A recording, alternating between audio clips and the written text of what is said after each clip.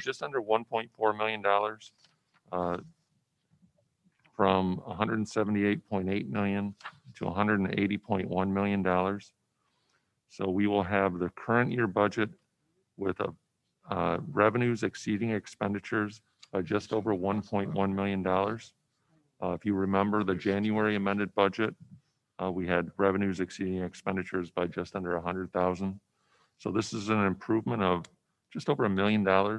I'll get into more detail of the actual changes on the pages after this, but you can also see that the beginning fund equity for this current school year is just under 30 million, and that will grow to $31.1 million as what we're projecting. And again, with this projection, our thought and our expectation is that we will end up about $1 million better than what this projected budget is, because we have to be conservative because of the Uniform Budgeting and Accounting Act. And so we have to be a little bit conservative in a few different areas of the budget. Scott, can you explain to me what the $9.2 million difference is in the expenditures for basic programs? So that is a shift of staff. If you notice, under instructional staff services, which is just under the total instruction line, we're shifting staff costs from the instructional staff services to the basic programs. It was something that we had to do with a reclassification in the accounting manual. Okay. So those staff members got moved up. So that's why you see the net between the two is actually, basically about a $2 million difference. Sure. But that's why it's just a change in how we had to code certain staff members per the accounting manual. Okay, thanks. And where did the other $2 million go? So I'm going to get to that further into the discussion. Thanks. So so the net between the two is an increase of $2 million, and I'll go more into detail in the next sheets. Are there any other questions on the first page? All right, turning to the second page, you're going to see more descriptions for both the revenues and the expenditures. As I mentioned earlier, the revenues are going up about $2.4 million. When you look at the total revenue changes, you can see basically 6 different line item changes. The largest change are the grants. We budgeted and also spent some grant funds for the ESSER 2 funds of the $2.4 million that you see there. So in general, if you look at the revenue side of the budget, the increase of $2.4 million is really attributed to the one area, which is grants. The other areas that I'm going to talk about in a little bit basically net against one another. So our audited, looking at the top item on the list, our audited blended enrollment decreased by 13.5 FTEs from what we budgeted. So that's an audited number now. If you recall, when we provide our enrollment to the intermediate school district, that is before we take into account any changes in part-time students. So those part-time students are now factored into this. And so we had to lower our budget by about $104,000. Our fee for service, which is preschool, community ed, the athletic, pay to participate, and gate receipts, and also school-age childcare, we had to reduce those revenue budgets by about $330,000. Again, in January, we were projecting and expecting to come back earlier. We obviously didn't. We came back at the end of March. So we collected less revenues in that area. So we had to reduce those revenue budgets. The ORS forfeiture campaign, that's a one-time allocation. Basically, the way I understand this is the retirement system, the employee contributes to the retirement system, and so does the district on behalf of the employee. Typically, there are employees who will cycle out of education before they become vested. The question is, what happens with that money? Well, as it sits, when ORS goes through their audit, they are determined they have to return that money to the districts. Why? I have no idea why they don't keep it. The ORS, because the state's pension fund is underfunded as it sits right now. Yeah. So the question becomes is why don't they keep that money? Apparently they cannot. So they had to So refund this it. is the state that returns it to us. Yes. Okay. So the That's state had That's to money we paid in though, for that employee, Right. right? so the employees who left can receive the funds that they put in on their behalf. Right. They do not get to keep the funds that the district put in for their behalf. Oh, That's okay. what Those funds come back to the district. So that's good, yeah. So, Mhm. so ORS did an audit, and this was determined of what had to be returned to the district. It's a one-time amount. They do that annually? Well, this is the first time that we've received it. First time they ever did it. Yep. So I don't know what's going to happen into the future. My assumption is it'll come back, but it'll probably be a lot less than that, Yeah. is my assumption. So did something change this year? Is that why we? I'm still trying to dig into it. I'm not quite sure exactly what happened. Oh, okay. But as I understood it, as it's been explained to me, that's the change. Okay. So my expectation is we should be receiving those types of things into the future. Nothing to this extent. From what I understand, this is multiple years of refunds. But again, the question bears to ask, why are they refunding money when they could use the money to offset future expenses? So I'm not quite sure. Hopefully we'll get some clarification in the future, but I know we received the money because I've seen it. The net change in the ORS offset funds, again, these are the funds that the state pays to us and we pay directly to the retirement system. We had to tweak that a little bit. It's an in and an out. So revenues are up 209,000. If you look down below, expenditures are up by the like amount. So overall, you look at the total changes in the revenue budget. Again, the vast majority of the change is the grants, increasing what we received in grants and what we spent in grants. The rest of the numbers basically offset one another overall. From the expenditure side, you can see that, as I mentioned, the expenditures are going up about $1.4 million. We are reducing the net staffing changes not tied to grants by about $560,000. A lot of that is leaves that have occurred since January and also unfilled positions that we had budgeted that we haven't filled yet. So we had to tweak a lot of those areas in the budget among all labor groups. So what we were projecting in January, we're bringing down to a level of where we believe it's going to end by the end of this school year. The retirement and FICA decrease is directly tied to the net staffing changes.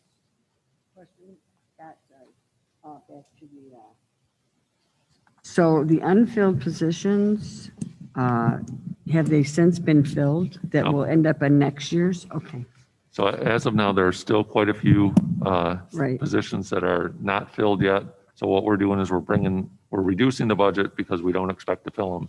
Next year, we hope to fill them, so I will rebudget for those positions in the next year. Thank you. Workers' compensation, we're dropping about $70,000.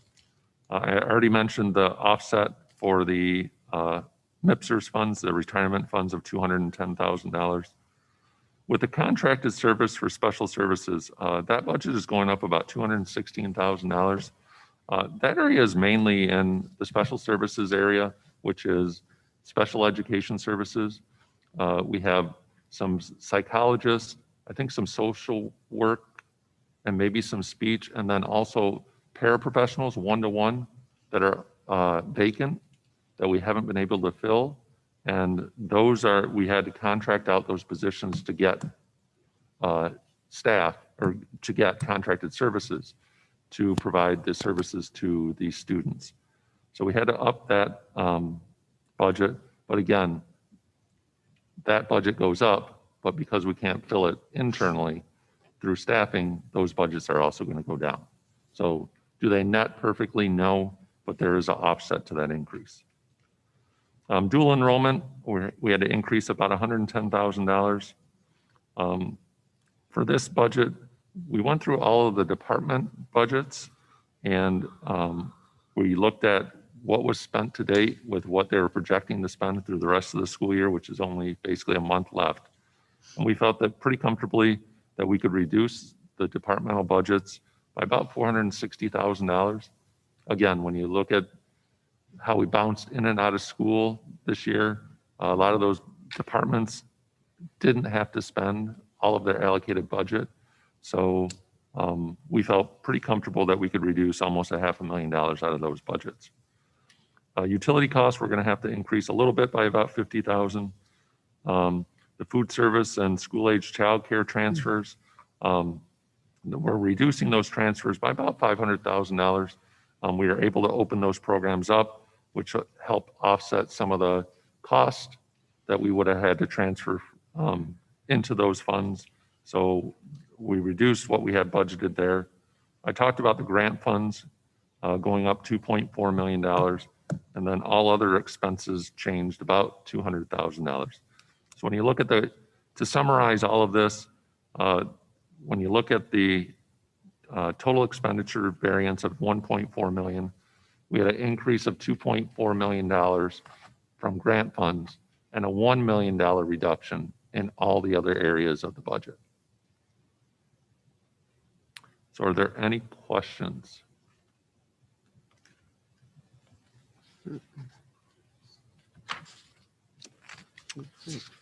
Okay, moving on to pages 3 and 4. 3 and 4 just is another look at the changes in the revenue budgets.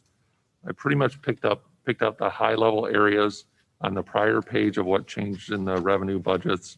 Really nothing stands out on these next 2 pages, but it's more for your information for nighttime reading, I guess.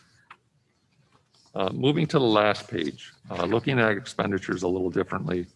The last page shows you the changes in major object code.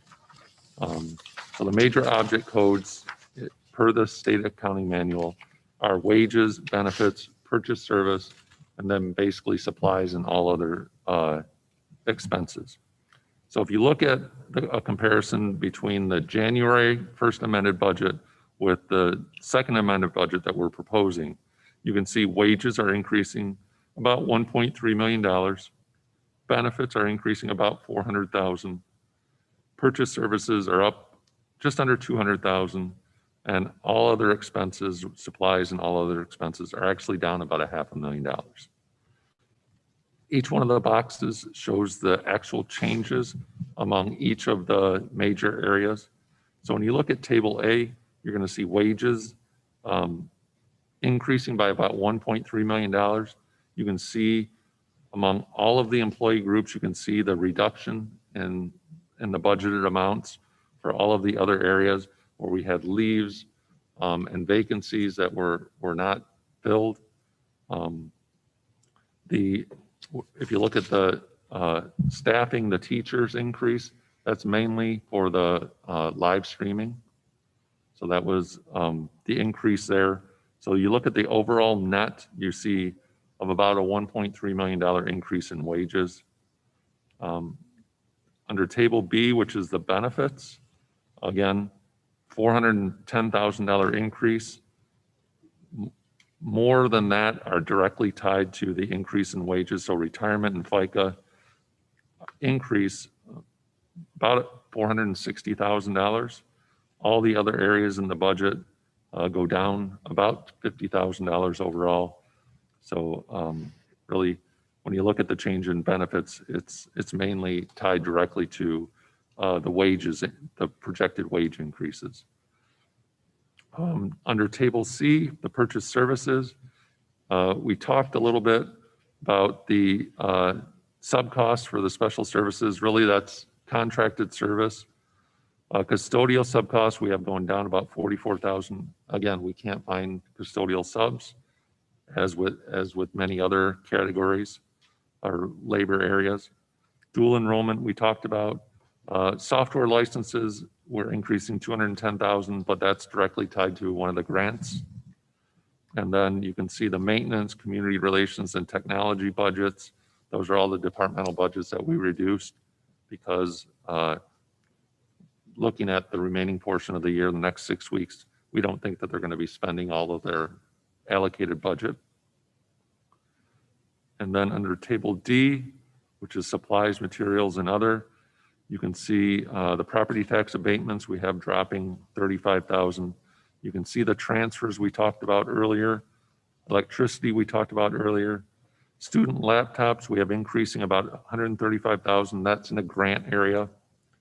Bus fuel going down 85,000. And then the maintenance and education services budget are down 80,000 total. So overall, if you look at the total budget, I think it's a positive considering how crazy this year was, the uncertainty that we had.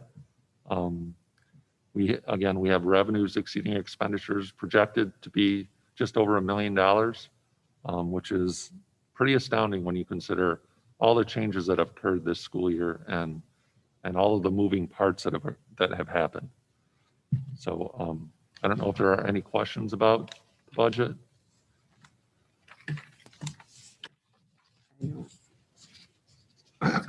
Beth, you have any?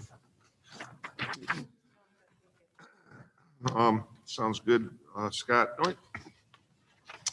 do we have a figure rounded off, just an idea with our teachers retiring? And so how much money that's going to come in at round? Any idea? I mean, 'cause you got to figure what you got to hire, right? So today we spent some time staffing all afternoon. We had 60 teachers retire. The question is how many are going to be replaced? So we have to match students with teachers. So we're going to start. We started that process today. I believe they meet with Marianne on Wednesday to talk more about staffing. So hopefully by the end of this week we'll have a better idea. I think about where we'll be approximately.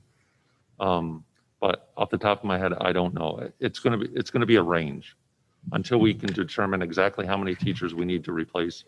The savings will depend on that. Right. So we may not know what kind of savings that amounts to till when, you think?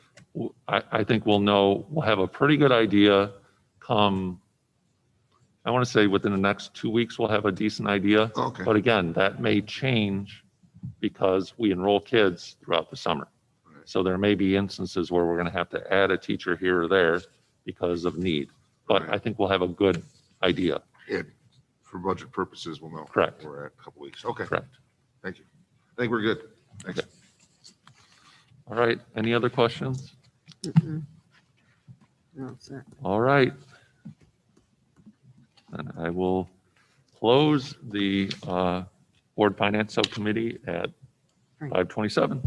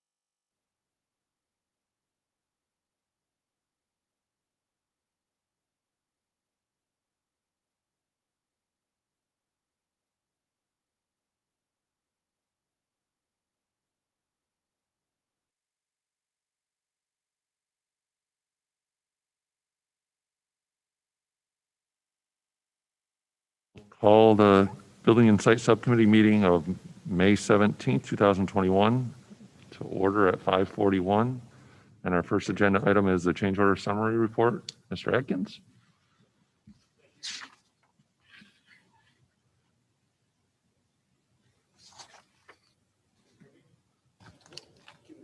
Okay. How about now? There we go now. All right. Good evening.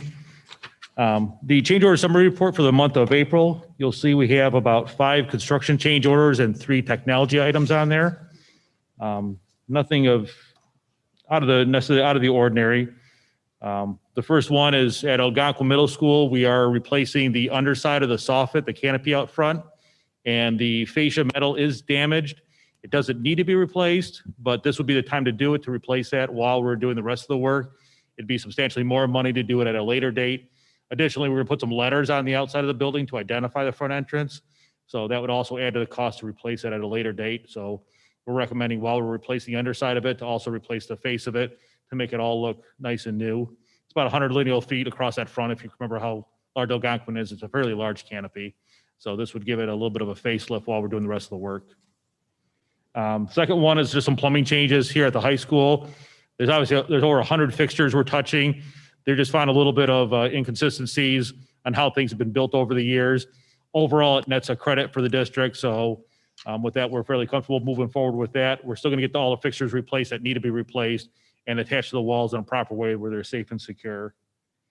At Cheyenne Elementary School, if you remember, about 2 months ago, we had a change order to replace the swing sets. Those were done. Unfortunately, over the time since that building was built 20 years ago, just mulch and has evaded from there. So we were about 3 inches low on the wood chips that were out there. And once we did the swing sets, it was very, very noticeable how much lower it was. So in lieu of waiting until the summer when the normal maintenance was done and not being able to really use those swing sets, we're moving ahead to put the mulch in now. In the summertime, the district does their annual maintenance on all the mulch, but we wanted to take care of that while we put the new swing sets in so that they were usable for the smaller kids for the rest of the school year. It's a wood fiber. It is a wood product, but it's not rubber. It's not not ground up rubber chips. It's the standard playground wood fiber that you have. The fourth one on there is to connect to the PA systems. Unfortunately, Duquesne has gone out of business, which is the majority of about half our PA systems in the district. So we're having the contractor bring in another person to connect the PA systems to the emergency alert system so that if it's pulled, there's an announcement that's made over there. The contractor brought everything up to a point, but the final connection and wiring needs to be done by an independent contractor. So we're having them hire somebody. They obviously couldn't hire Duquesne, so it's a little bit of a cost to us to hire a third party outside of that. There was a change order last month to connect maybe 4 or 5 of them. This is to connect the bulk of them in the district that are all Duquesne systems. And then the last item on there is just some hardware changes that are being done to some of the newer doors that were replaced in this summer. Hardware consultant reviewed things and felt that we wanted to add a few things. This is for some reinforced hinges, some kick plates, and some different pull handles just to make the doors more durable and longer lasting. So he just caught it during the review process and made the recommendation to us to upgrade that hardware. And then there are 3 technology ones on there. You'll see that 2 of them are credits for allowance dollars. So that's just money that the district gets back that they didn't need because the product went very well. And then the third one there is just to add the movable mounts in lieu of the standard fixed wall mounts to a couple of those.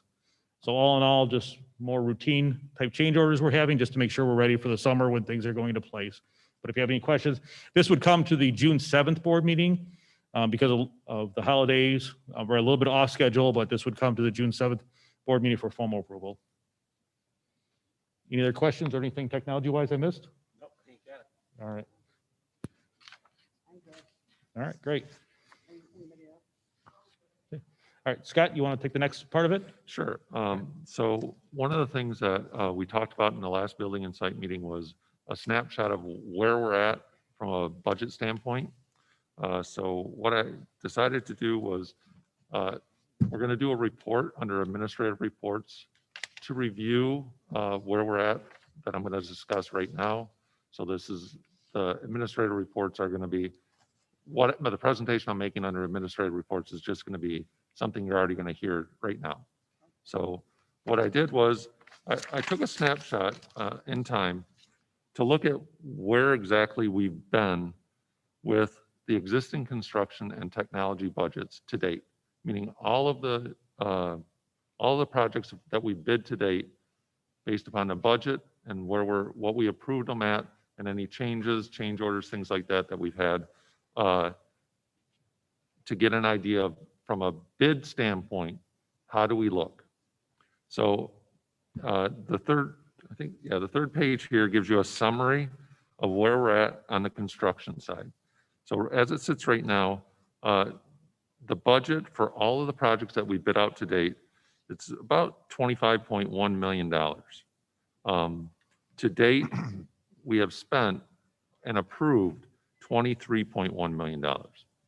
So bid savings alone, if you look at it, there's a $2 million bid savings that we've had for our construction projects.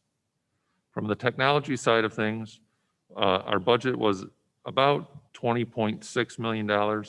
We spent $20.6 million. But the one thing that we did with part of one of the projects was we had some remaining funds in the 2010 bond that we charged to that to close it out. So that obviously frees up money in the current bond. So when you take that into account, right now, as it sits right now, our technology budget has a balance of roughly $1.1 million. When you look at the budget to the actual approved contracts for technology. Now, one caveat is the construction side of things. We reviewed the change order summary report prior to this.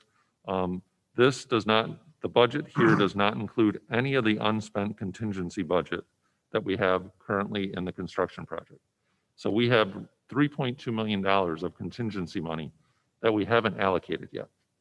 And we're 2 summers into a 5-summer project, Jeff? So we're sitting fairly comfortably when it comes to a contingency budget. The other side to this is with technology, that budget, we still have set aside money for the one-to-one refresh in 2026. That's not a part of the technology budget that we have here. So one of the things that we've talked about is when we did the one-to-one computers, one of the challenges you set that you challenged us with was, is there a way to do a refresh 5 years from now to replace all of those computers with changing the model of how we're offering technology? And based upon that, there is money, there's roughly $9 million sitting there that we can use to refresh or replace all of those student computers in 2026. Go ahead, Denise.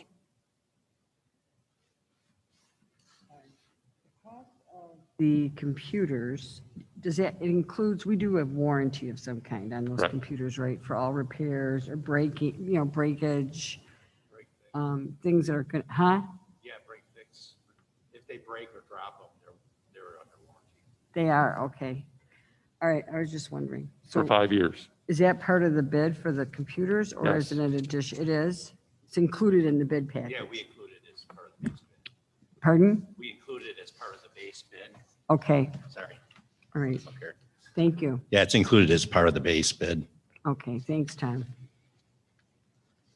All right, So that is a snapshot of where we're at from a bid to actual standpoint. What this doesn't give you is it doesn't give you the overall, the $98 million budget.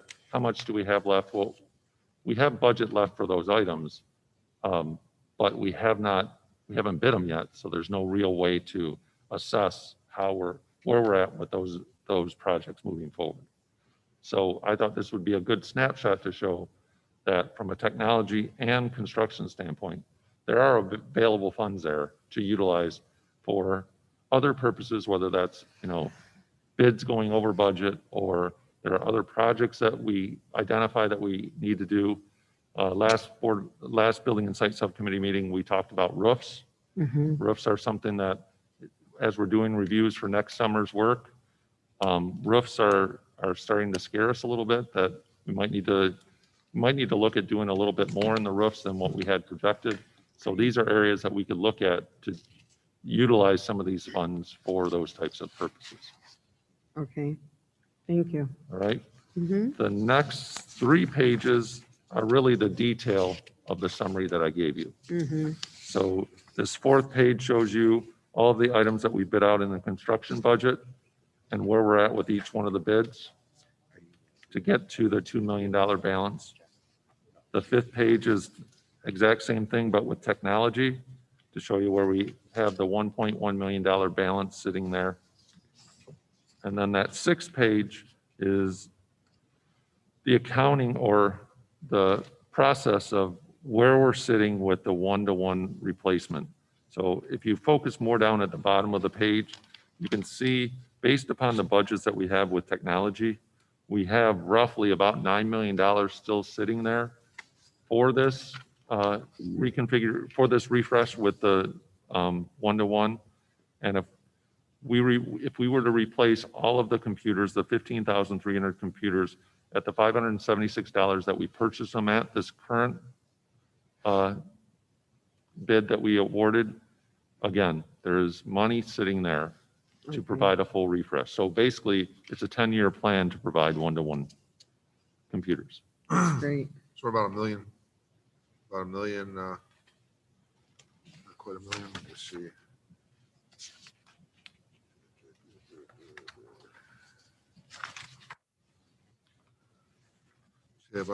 So you're on that page, Scott, you got 5-year student teacher device refresh, and Mhm. it comes out to 10.7 million. So What about 1.7 million, or does it work out okay if you keep going down? so which page are you on? Where it says 5-year student, Yeah, one word. Yes, I'm sorry, yes. 10.7 million is the total budget for all of those items. And then below that are all the areas that we spent and the bids that we spent out of that budget. oh, okay. That's for this purchase, not for the next 5-year one? Is that what you're So- saying? So what it is, so overall, there was $10.7 million in budget for the teacher and student devices. Okay, We have spent 3.4 million of that 10.7 million from that, oh, okay, which leaves us funds there. I'm sorry, of the 10.7 million, we have 3.4 million left of that. oh, okay, Adding that to the 4.1 million that we have from the hyperconverged budget, that's, again, we're changing the platform because we went to the one-to-one. We right. have $4 million sitting in that budget. You Okay. combine those plus the E-rate refunds that we received of $1.5 million, gets you to the $9 million. So we have just enough to cover it, okay. Correct, which is, it's wonderful. I mean, Yeah, it's absolutely, it's a nice long-term plan. yes, it is. Okay, Any other questions? I'll take them out to about 2,000. we're All right. with you. The last item on the agenda is to review You will be- bid pack 3B, don't which forget is that. the Seneca gym I'll lights be maybe and the dead. administration and Mohegan office I reconfiguration. hope not. So if I could direct you to the page that's got some colored graphics on the top here for Seneca Middle School, turn this way. I want to break this last item into 2 pieces. So first is for Seneca Middle School. Seneca Middle School currently is set to be a 2022 project. And what we're looking to do is to pull ahead the work from 22 into 21. So we've broken a few of the projects out and bid them up early. First is the gymnasium lights over at Seneca Middle School. They failed. They're just not in great condition, and the district has to be putting a lot of dollars into maintaining them Yeah. and keeping them up. So we bid out the Seneca light replacement. The budget in the bond was $56,000. As you can see from the bid results, 2 of the bidders are under budget. One bidder, though, you can see is very low, almost concerning low. We got a post bid with them tomorrow to review to see if they do have a complete scope. We do know that the second bidder has a complete scope of work. So Right. based on the post bid review with the low bidder tomorrow, if things check out, we'll recommend them at the June 7th meeting for award. If they don't check out, we'll be recommending the second bidder as a complete scope of work for that. Okay. And it is under budget. We'll probably do this work on second shift during the school year because by the time you just understand lead times are quite long this time of year, Mhm. but at least it's better than that than taking operational dollars and continue to pull that out of the general fund. The second part of it is the scoreboard. Every elementary school had about $100,000 set aside for athletic field improvements in the bond program. At the other three middle schools, they also had a budget to replace their scoreboards because their scoreboards had failed. We're talking about the scoreboards out at the football field. The scoreboard at Seneca was still running well, but when we asked them what their concerns are, or what their biggest concerns are, is that this will go out eventually at their building too. So what they would like to do is take their $100,000 budget and put about 25% of that towards the new scoreboard. They feel the rest of their fields are in fairly good condition, and they're not concerned about that. So this was a number one priority. So what we'd like to do is pull that ahead also. So we're doing the scoreboards at all four middle schools almost simultaneously. So they'll all have equal scoreboards and very similar scoreboards. In addition to that, we are also resurfacing their track. That's already been awarded under contract. That'll be done this summer. So this will tie bar nicely with that and bring all four middle schools up to an equal status. So again, the same scenario though with the bidders. We've got one bidder who's considerably lower than the other two bidders. So we're gonna do our due diligence with that. Unfortunately, just because of timing, we couldn't do the post bid before we came here tonight, but we did want to review it with you. So we'd be on track to bring it to the board on the 7th and not have to fast track it through both building and site and the Right. board on the 7th of June. Have we ever worked with that group before? And no, we have not. No. No, so we're going through all the motions. I mean, these other two bidders, we know them very well. They've done a ton of work in Right. the district. Oh, So we're absolutely. very comfortable with their pricing. But if somebody can give the district a great deal on pricing and meet plans and specs, we definitely want to make sure we give them the fair chance to look at it. Absolutely. I've talked to them. They say they've got everything, but I want to sit down with them face to face tomorrow to review that and make sure we've got everything covered. So we'll bring these to the June 7th meeting one way or another with the contractors under budget. Okay. So the last item, we've talked about it briefly at the previous building and site meeting. This is an item that wasn't part of the original bond scope, but based on the adding staff for the one-to-one initiative has caused a little bit of a space crunch at the board office. We're adding more technology staff to support the one-to-one initiative. Right. And down in the technology area, CTE currently resides down there.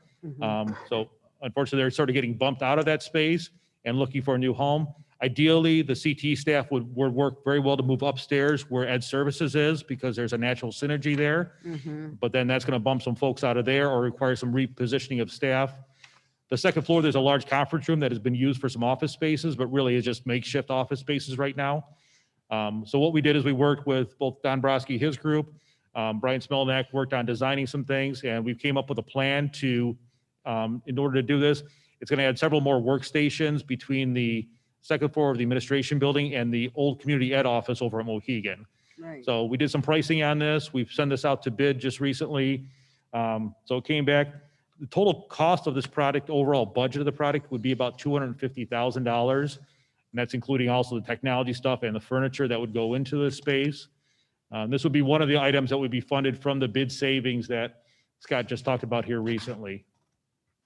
And this work would happen Which page it- right after Labor Day. This isn't work we would be able to do this summer, but with most of the administrative offices, we're able to do those outside because there isn't a big 10-week window in the summer like the school buildings.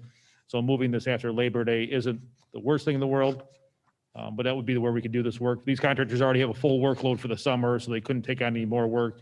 But when we talked to them about doing it after Labor Day, they were willing to bid the job out, give us pricing for it. I just have a question. Where are we moving Mohegan staff? And I'm assuming that's just office staff for Mohegan, Correct. instructional. Correct, yeah. Don? Sure. Actually, what we are planning on doing, is this on? Yes. Okay. Is moving our central registration over to that office so that parents are able to come right to that building. We're currently using the boardroom, small boardroom, and it's causing a bit of a crunch. We are able to maintain some of the Mohegan staff as well as the community ed staff in that office as well. We will have enough room. I think there's like 3 stations there now. It'll have 5 stations when it's done. So Yes. yeah, you net gain there and you net gain upstairs. And you're right, yeah, obviously the registration will be a lot better served on the first floor of a building that's very accessible. As part of this bond program, we were going to create a secure entrance in that office, regardless of what we were doing prior to this product coming up. So that makes that entrance even nicer to be able to do that and not have to go deeper into the administration building. Okay. So if this is something that building and site's interested in doing, we would bring it forward to the June 7th meeting for a full review for award of contracts. I'm good. I am too. Yeah, And we'll make sure in the motion that it's written up that this is being funded through bid savings. This isn't going to take away from any other bond project that's already been planned. Yeah, just perhaps at the meeting, Jeff, you can just give a brief presentation too, just because it Mhm. wasn't in the original scope. Right. Explain that it's being used with funds on bid savings.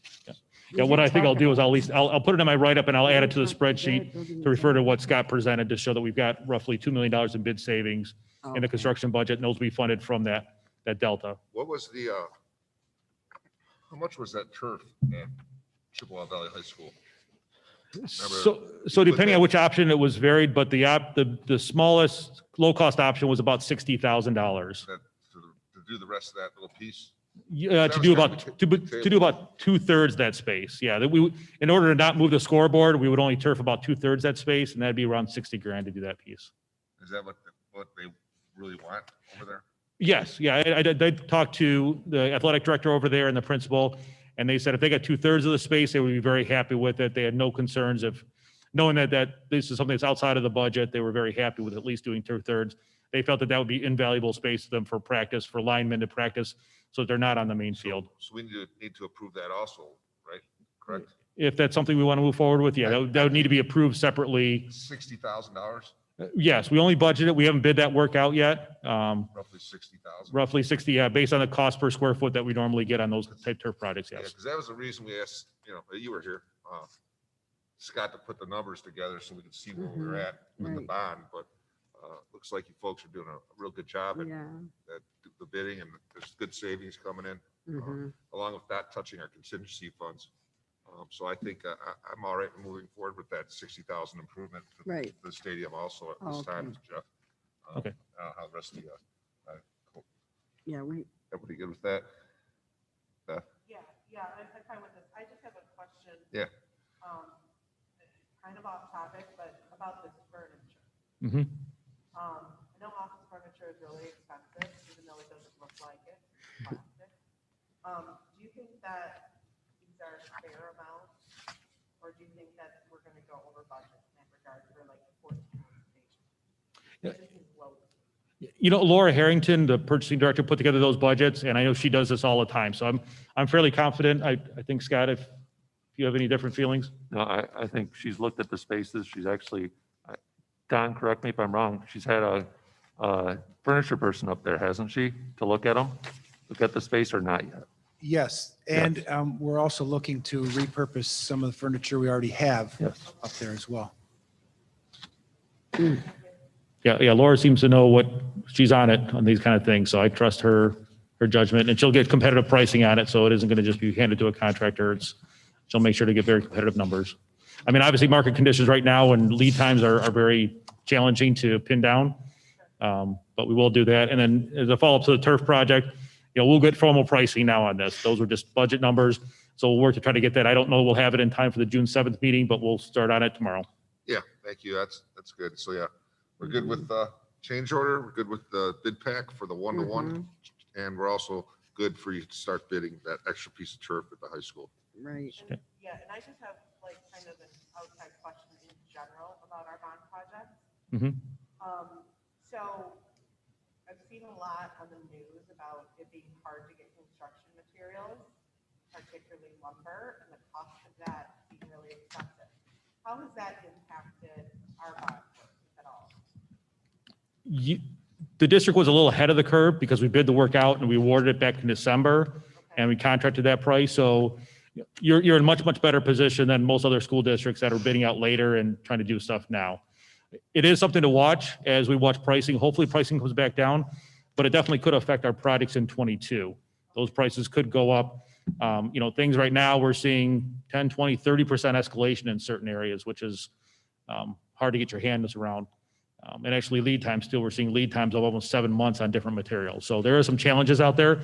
Right now with what you have for this summer, we ordered things early, materials here early, contractors already have their workforce set for it. So I feel very comfortable for this summer, you'll be in good condition. So we locked in lower prices. You locked in early, yep. Okay. Yep. I mean, it's just an extra work that's going to be tough because the extra work is going to be at an escalated price. So we're trying to limit the amount of extra work we add right now and trying to push that off. So there's only these 2 items at Seneca that we felt fair to pull forward, and they very much fell within budget. So we're very happy with pulling those ahead, but we're not going to look to do too much more of that because of those escalated prices. Thank you. I think- All right. All set, thanks, Have a Jim. great night.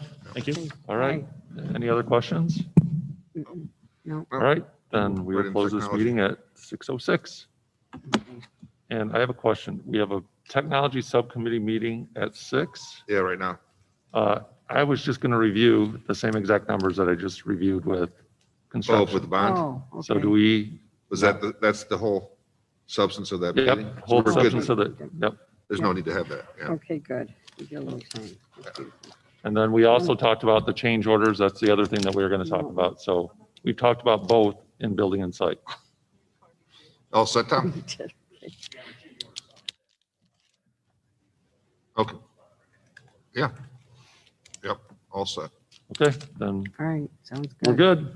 Thanks. You like a protein bar?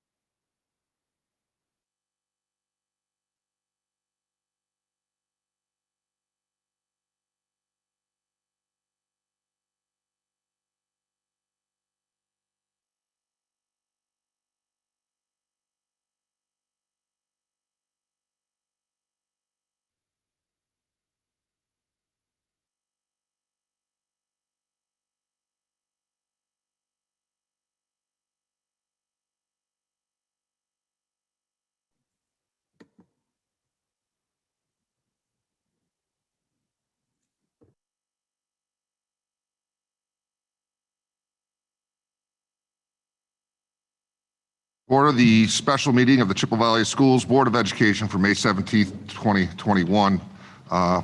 The pledge will be waived for this meeting here. Moving on to item B, general consent agenda. Can I have a motion for Mr. the Bednar? general consent agenda? Yes, Could you call the time of the meeting, please? yes. Time will be 6:25. Thank you. Thank you. I have a motion for the general consent agenda. I'll move. Moved by Ms. Aquino, Support. supported by Ms. Pyden. Anything the board would like taken out of that agenda for further discussion, comments? No. Hearing none, all those in favor signify by saying aye. Aye. Opposed by nay? General consent passes. Moving on to C, new business. Resolution to consider designation of electoral representative for the June 7th, 2021 MISD biennial election. It is the recommended motion that the Chippewa Valley Schools Board of Education by resolution indicate that at a special meeting on May 17th, 2021, will consider appointment of a designated representative and alternative representative for the electoral body of the MISD biennial election to be held on June 7th, 2021, and that the reading of the resolution be waived. So moved. Moved by Ms. Aquino, Support. supported by Ms. Pyden. Rationale is the revised school code provides the board of members of MISD be elected biannually on the first Monday in June by electoral body composed of one person designated by the board of each constituent district. The revised school code also provides this board shall consider the resolution of designating its representative at not less than one public meeting before adopting the designating resolution. With this resolution, May 17, 2021 is being identified as the regular meeting where the district's representative and alternative will be approved. In this resolution, the representative and alternate to be designated on May 17, 2021 should be named. On May 17, 2021, in addition to designating a representative and alternate, this board will need to indicate the names of candidates that the district representative is directed to cast a vote on the first ballot. Okay, questions, comments? Is- Okay, all those in favor signify by saying aye. Aye. Opposed by nay? Motion passes. All right, Okay, wait a minute. So where do we select that? that's going to be happening. This In the is next meeting? Yes, this is the Okay, reading. thank you. First reading. And All then right, the next thank you. meeting. Sorry. Okay, with that, can I have a motion to adjourn this special meeting? Can I have a question? Mr. Roberts? I just want to make sure we're doing this right. Maybe I might be wrong, but I just want to make sure. Be good if I am. So we don't in this meeting name who the rep is That's what I and just the alternate. I thought we did. There's a resolution, unless that's the second meeting, It's the where you second. fill in names. It is, yeah, it is included in our first packet. In which packet? This one? In the 620, the thinner packet. Yeah, that's what I thought. Right, right. And then the next one, we say the motion has the names in it, correct? Oh, yeah. In this resolution, the representative and alternate to be designated on May 17th should be named. So that's correct. Okay, so let's. So do we have, Who's interested? we have somebody who wants to represent our district for this ISD election? I will nominate Ms. Aquino. Nominate Ms. Quino. Ms. Quino? Yeah. Okay. All right. And an alternate.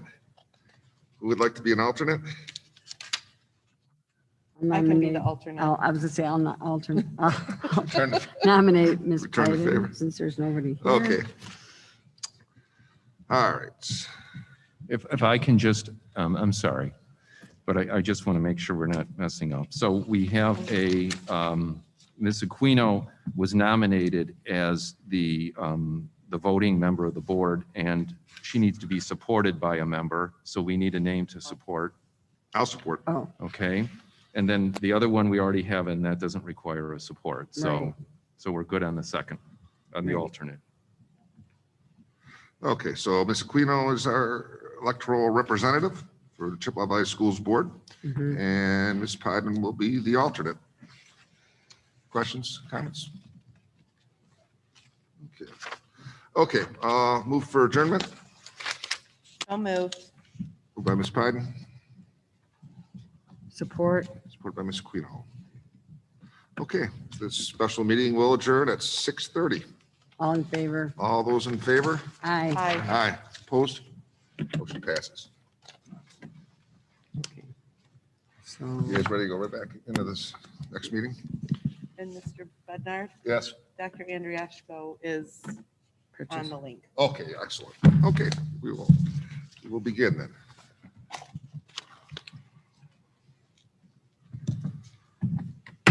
Okay, we'll call to order the Chippewa Schools Board of Education regular meeting for May 17th, 2021 at 6:30.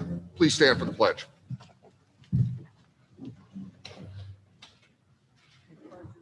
I pledge allegiance to the flag of the United States of America and to the republic for which it stands, one nation, under God, indivisible, with liberty and justice for all.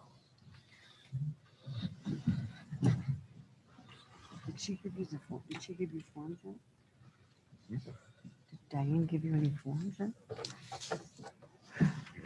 Huh? Yeah, here. Oh, yes. Okay, good. Okay, I want to welcome everybody to our meeting for this evening. Couple things up front. We have some board members who are unable to be present this evening. Specifically, Mr. Soba and Ms. Demik-Zek are unable to participate this evening. Ms. Dr. Andriasco will be participating remotely from her house. She is monitoring and will be voting by proxy, which is allowed under Open Meetings Act because of the emergency declared in Clinton Township, so that she will be here for the meeting and able to vote remotely. Okay. I'd like to have a motion to amend the agenda also, Mr. Bednar, can you Yes. please call the time of this meeting as well? 6:30. Thank you. Motion to amend the agenda. So moved. Moved by Ms. Pyden, Support. supported by Ms. Aquino. All right. All those in favor of amending the agenda signify by saying aye. Aye. Aye. Opposed by nay? Okay. Okay. Motion to delete item 8C, item M, negotiations from this evening's meeting. Will be the motion. So we will get rid of M, negotiations, and move N to M for adjournment. So moved. Moved by Mrs. Pyden. Support, I'll support that. Aquino. Mhm. Supported by Ms. Aquino to move. Again, we're going to delete executive session for negotiations for this evening. Basically due to the lack of number of board members here this night. And move adjournment up to N. All those in favor? Aye. Signify by saying aye. Aye. Aye. Aye. Opposed, say nay. Motion passes. Okay. I think we're good. What about Jolene's? What about Jolene's? What about- So we- she's- Yeah. Yeah. Yeah. Okay. One question has come up, and I don't know who can answer this, Ms. White, is Dr. Andriasco, she is voting from home right now? Is she on the line? I'm here. Okay. Can you hear me? Okay. I'd just like to note for the record how she would have voted on those issues, specifically amending the agenda and removing negotiations out so we can keep track. Can you hear me? You have her voice on the video?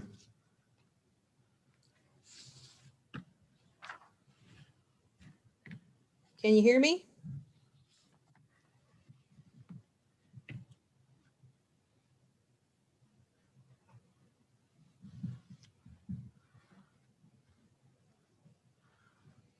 You want to continue to work on that, Ms. White? And I'm going to keep moving on through the agenda here. We're not going to be voting for a few minutes yet.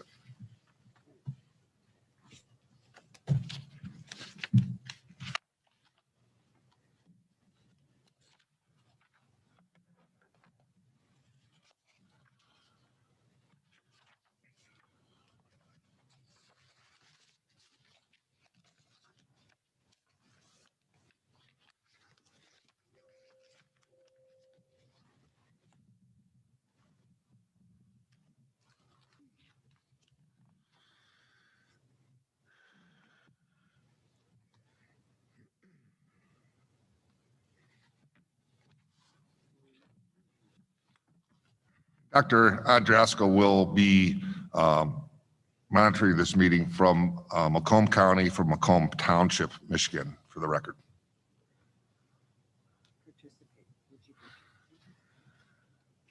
Yes. Participate. Sorry.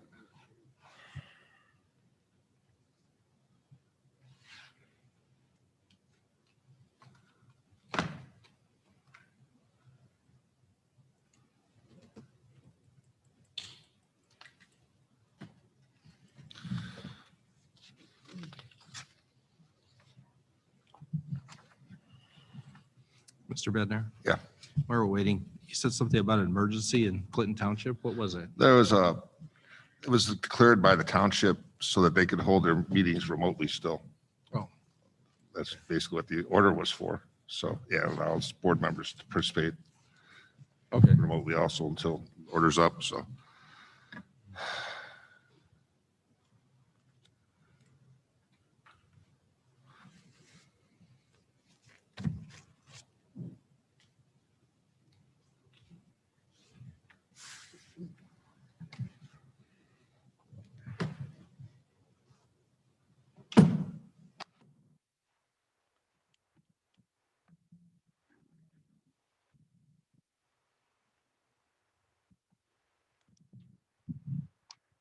Mr. Bednar, would it be okay if we moved forward with Yeah, I was gonna presentations? say. And as long as Ms. White, Ms. Manya White, are you able to run everything else we need to do for our presentations while that's work done? Or you need to? Okay, all right, that's fine. Yep.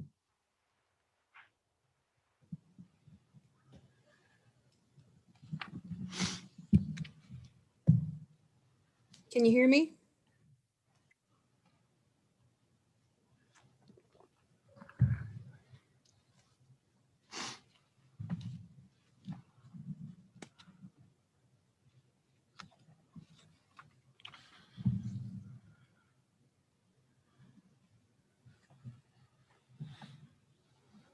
Can you hear me? Yes. Okay, great. Okay, thanks, Jolene. Thank you, Mr. Bernard.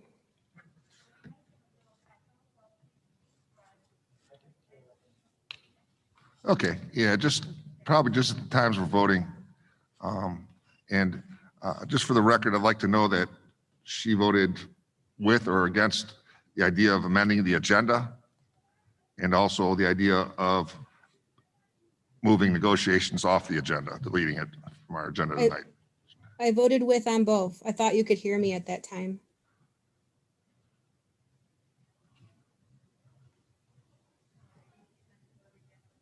Okay, thank you. Yes, on both. Yeah. Yes, medical. All right.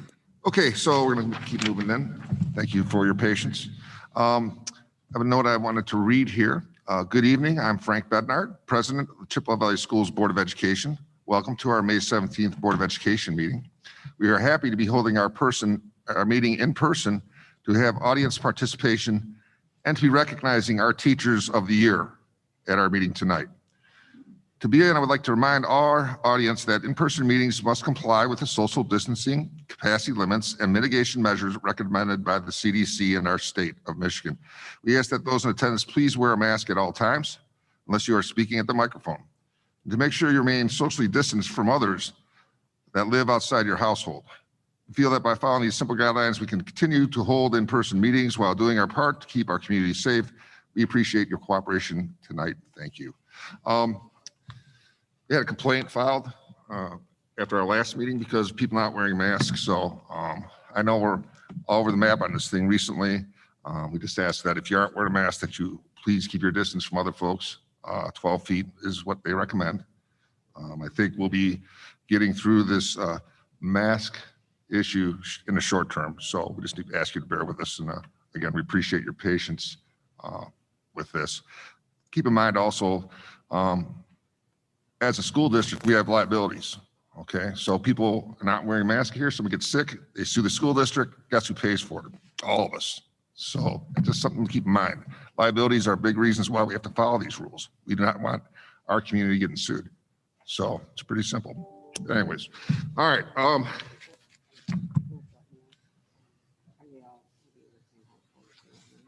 I think that's good. All right, with that, we will move on to recognition and presentations. Mr. Roberts. Sure. This evening, we're going to recognize our 2021 Outstanding Teachers of the Year. Each year, the Macomb Intermediate School District sponsors this recognition, and the 21 school districts in Macomb County send forth people to be represented as Teachers of the Year. But we select one at each level, and we have selected one this year from elementary, middle, and high school. And I think what we'll do is we'll start by meeting them through the video, and there you'll see their names and where they teach and all that, and the video will speak for itself. And then we have a little bit more of a presentation after the video is completed.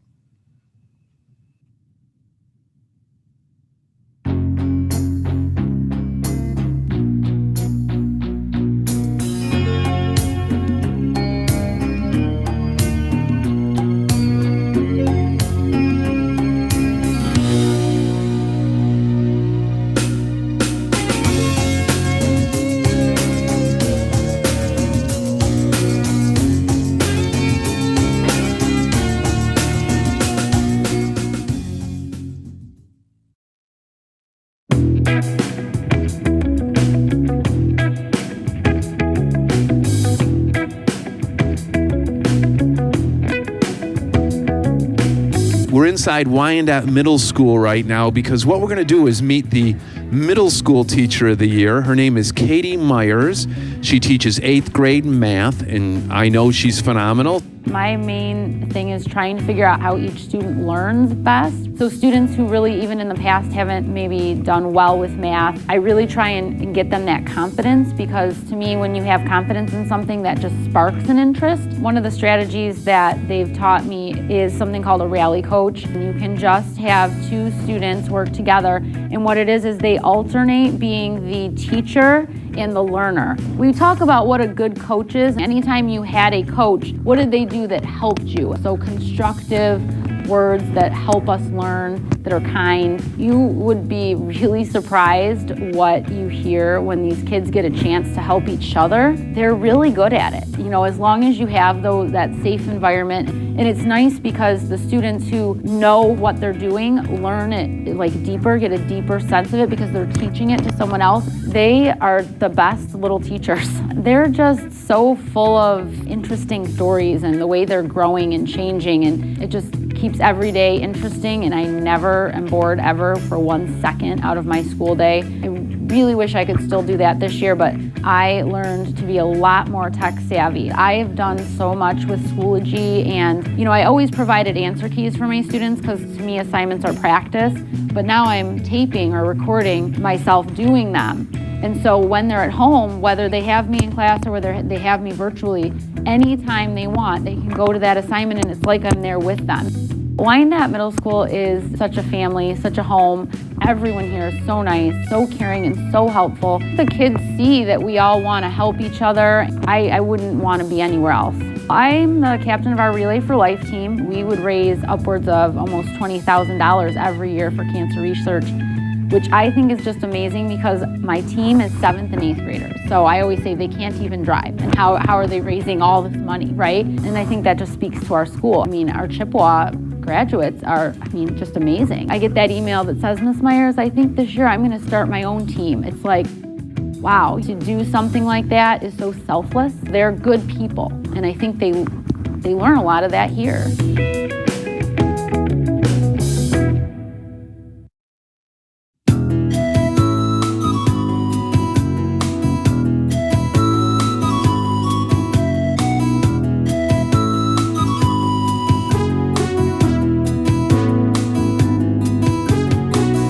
Today I'm standing outside Erie Elementary School because we are going to go inside to Erie and meet our elementary teacher of the year, Kathy Rimmel. And Kathy teaches kindergarten. Oh my gosh, can you imagine? They're so lovable, but it's not always the easiest grade to teach. But she's wonderful. I'm originally from Toledo, and then my husband's job moved us to Michigan, and I believe this is my 19th year here at Erie. The kids are so enthusiastic. They want to learn. They learn quickly. Academically, it's recognizing their name, recognizing letters, being in school for the first time for many of them, so it's learning how to be patient and wait their turn and making new friends and how to make friends. And then it builds up into learning how to read, which is very exciting, and they get excited when, hey, I can read, I read this word all by myself.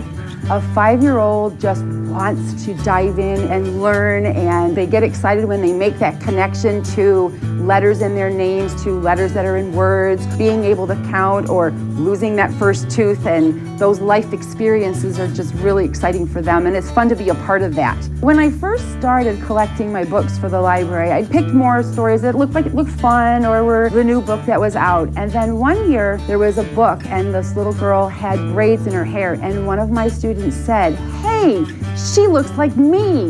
And that's when it dawned on me that kids really do look for themselves in those books. And so at that moment I realized, I need to really look at my library and see that I have diverse stories, kids of color, families with different parent groups, different ethnicities, or different versions of stories from different countries. And so it's really been fun finding new stories like that. I started going to see students do their extracurricular activities. Everybody has their strengths, and it's important that I know they have a strength that might not be in the classroom, but it's outside. It also helps make that connection with the parents because we're getting their babies. Sometimes it's their very first child that's gone to school. So now they're entrusting us with their child, and that's a great honor. Last year, it was a whirlwind for everybody. We kept engaged by talking with the kids more, having the kids talk about what they've been doing at home, telling them that we missed them, to show that we care and we want to keep that connection. We've learned just how to be flexible. What kind of advice do you give to young people who are considering going into teaching? Oh, if it's here, if it's in your heart, you're going to do great. And if you go in with the intention of doing your best, it will all fall into place.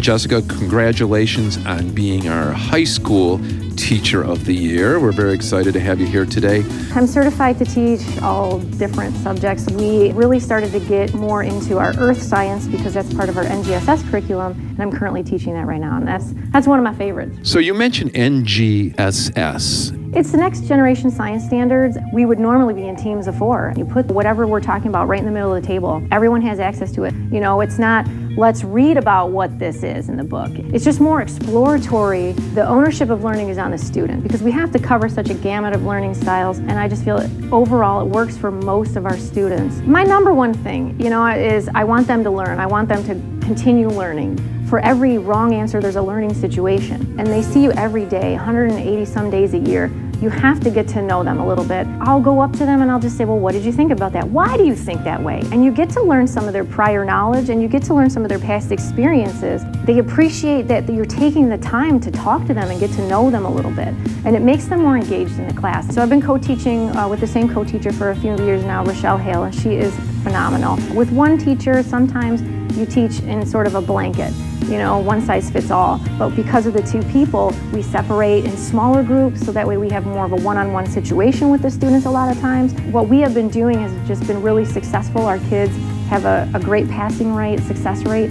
You know, over the years, I've just learned so much from everyone who's, you know, filtered in, whether it was my mentor, you know, Walt Andriashko, or whether it's the person that nominated me, Kimberly Lolich. You know, we work so integrated with each other because all the sciences are integrated. If we don't work together, then everything falls apart and everything becomes individual. Collaboratively, you can't ask for a better team of people. It really helps you change your teaching style. My teaching style has done a whole complete 180 since the beginning to now. I wouldn't be here without them. I just want to thank everyone who's helped me along the way, and you know, our job is different every day, and I don't know if people really understand that, but you love the challenge. It's a great job, and we love what we do. As a teacher, you're a role model. You're up here every day.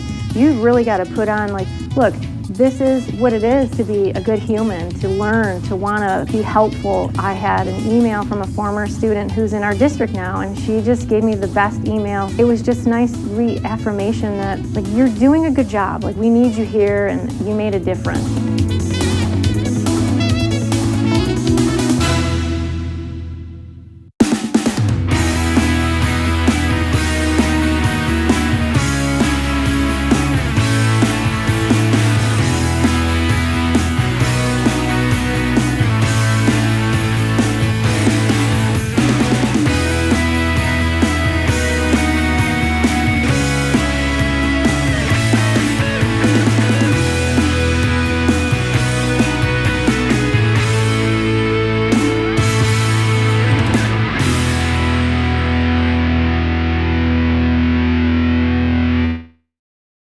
In my job as superintendent, I get the opportunity to go out and speak to these people. And I think one thing that probably gets missed, but it was done here, is teachers talking about what they do and why they do it, and also the difference it makes. And I think these three teachers really represent the teachers in our community so well. And if you think about it, we all like to think we have important jobs. It doesn't matter what we do in the school district. We like to really think that what we do is important and we make a difference. But really, in our school district, we all really support teachers because it's where the rubber hits the road. It's where the difference is made in the lives of families and in the lives of students, because they're with those kids every day. And the impact that a teacher can have is just so powerful. It is so powerful. I remember being a teacher myself. And I would like to think that what I do now is effective and it positively impacts others.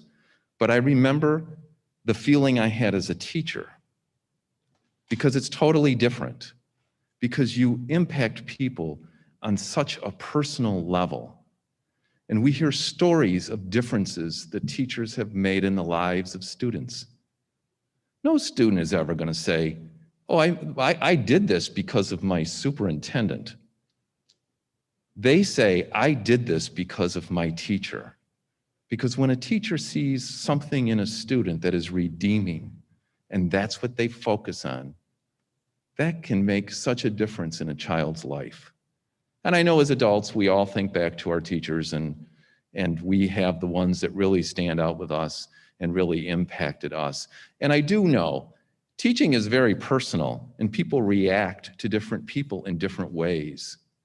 So a teacher, to one student, that might be a good teacher, but that might not be changing their life. And they walk into another teacher and maybe that teacher's a little bit different. That impacts my life. Teachers just don't know where that's going to happen. So to me, it's really exciting to get out and see these teachers teach and talk to them about what they do every single day in their job. And so we're going to recognize them a little bit more here and have them come up. And before I go on, I do want to thank Community Relations for the work on the video. I think they did a great job. It's a little challenging this year in how we constructed these interviews in classrooms. They were a little bit different, but I love the way that turned out. And if you notice, some of the clips actually were pre-COVID, but they were important because they reflected what the teacher was saying. So I'm going to go in the order of the film. I'm going to start by recognizing Kathy Myers. And just a couple things she said just stood out to me. First of all, she teaches middle school, or Katie Myers, she goes by Katie. She teaches middle school, and she says never bored. Well, I know that's true at middle school. You are never bored. I was a middle school assistant principal. Believe me, I was never bored. But what struck me was just the idea that these are good people. Our middle schoolers are good people. And when you listen to what these students raise, because the teachers are supporting the programs that the kids participate in. And that's what Katie does. She gives students a chance to just achieve in a way that's different than how you achieve in a classroom. When you are raising money for people with cancer, I'm not sure what can be more impactful, because what we are developing is good people. So let me read what was written about Katie that was released to the school district. Katie's philosophy of education is that all students are capable of learning and becoming productive members of our community. She feels it is very important that her students feel safe to share, and she does this by creating a community in her classroom. She is a proponent of building strong relationships with students, parents, and her colleagues. Katie promotes equity in her classroom by giving each student what they need to be successful. She provides one-on-one support to students in need and challenges her learners who excel. Katie offers this advice to aspiring teachers. I love teaching and helping others learn, even when sometimes they don't think they can. It's important to keep this in mind because, in my opinion, there is no other reason to get into teaching. If you love it, then you'll be great at it. Let's congratulate Katie Myers.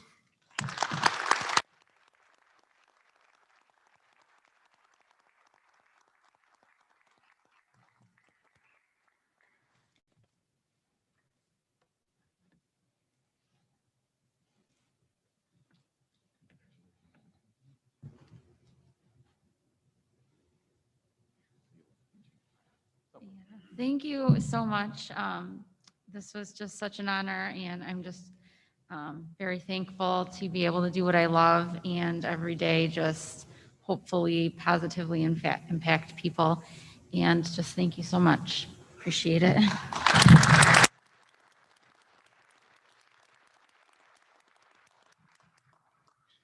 When I was talking to Katie, one of the things I asked Katie, what have you learned this year? Because you learned some new things. And what are you going to do differently? Because we all have skills. We hope we come out of this with new skills that make us better. And Katie talked about recording her lessons and posting them in Schoology. Because so often kids, when they listen in classroom and they walk out that door, and I was no different than middle school kids, and I'm probably still like that, you think you know something and you get home and then you look at what you need to do and you go, oh my gosh, I'm not quite sure. Well, in Katie's class, they can pull up a lesson and actually watch the lesson being taught again. So just powerful teacher, and she represents our district well. Our next teacher of the year, we're going to go to the elementary level, is Kathy Rimmel. And let me start by reading her bio, or the little statement that was sent out about Kathy. According to a former student, Mrs. Rimmel was a great teacher to me. She always cared about her students first before herself. Kindergarten was my favorite school year because of her. As a teacher of young children, Kathy believes that young minds need to stay curious and should be encouraged to explore, ask questions, and wonder about the world around them. Building relationships with students and families is important to Kathy. She feels it is just as important as teaching academic content. Her favorite and longest running tradition is attending the extracurricular activities of her students. She regularly attends baseball and football games, dance recitals, karate classes, and ice skating classes.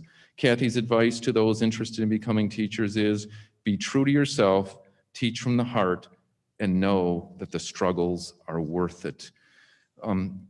Kathy teaches kindergarten, and in that video I made a comment about it, and I think that is so true. Whenever I hear someone kind of have a moment where they need to grouse a little bit, we all have those moments about what they're doing or they teach, my immediate response, and I don't say this because it wouldn't be the thing that would make them feel better at the time, is, oh my gosh, go teach kindergarten for a week. It is herding cats. It is herding cats is what you do.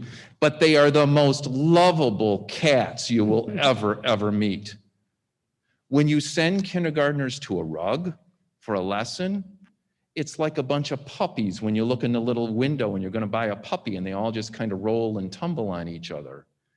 And that you take that, the way a 5-year-old learns or behaves and just how they are, that's how they are, and you actually teach them. That's pretty remarkable. And then you go beyond that because it's exhausting. And at the end of the day and into the evening, you go to their events. Think of the memory of that to a child. Think of it to a parent, that this teacher cared enough that they would come after school and attend an event that was important to my child. That sends a really strong message.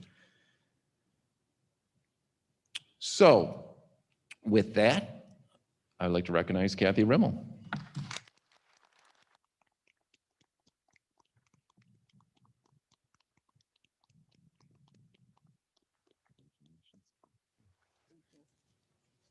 Thank you very much. I think I have a sporting event like later this week I have to get to. So I've got my calendar of, baseball and hockey and stuff.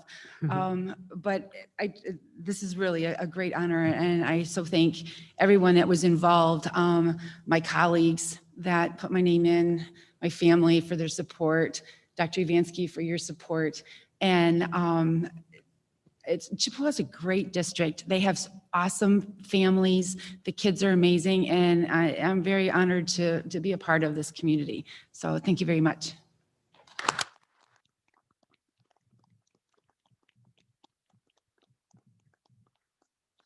Thank you, Kathy. And now I would like to talk about Jessica Downham, who's our high school teacher of the year. And when I talked to Jessica, and it was kind of a theme through all of our teachers. I think whenever we have teachers of the year, it's a theme that kind of runs through those people. When she talks about our kids at the high school level to be a good human, just be a good human, to respect others, to listen to others, to work with others, to honor others, to accept others' differences and how they think, how they live. And that's what Jessica is doing at the secondary level. Not only that, I think that was so important, and something to an administrator is music to our ears, is when teachers talk about working with other teachers, because of the power in that, as Jessica so eloquently described. Because we can't be all things to all people and know all things. And when teachers can let their guard down to say, I don't know everything, but I'm going to learn a whole lot when I work with others. And think of the value of that to kids. And when Jessica talked about moving around the room and talking to students, to know them, just like Kathy does when she goes to kids' events. That's the power of teaching. It's that connection. And sometimes high school kids and middle school kids don't want you to make that connection because they're afraid of that connection. And these people work every day to make that connection. That's what makes teaching special. So what was sent out about Jessica? Jessica believes that all students deserve an environment that allows them to grow academically and develop skills that can be useful in their future endeavors. She wants her students to leave her class having learned something they didn't know before and have the inspiration to want to learn more beyond her classroom, to become lifelong learners. Building rapport with students is important to Jessica. Just having a positive attitude, saying hello and giving students compliments on their work or even what they are wearing. Show students that you care about them, not just as students, but also as people. Her advice for those thinking about a career in teaching is to be the best person and role model they can for their students and to understand who their students are by building relationships. Let's congratulate our high school teacher of the year, Jessica Downham.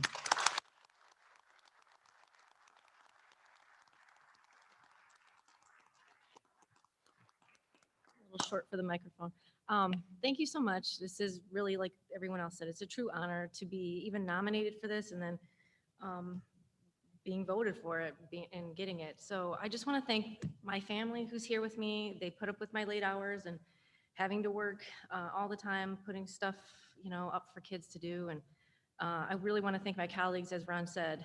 I'm not here without them. I can't thank my science colleagues enough for helping me learn and helping me get to where I'm at. And just the school I'm in, I just appreciate everyone I work with on a daily basis, and I can't do it without them. So thank you.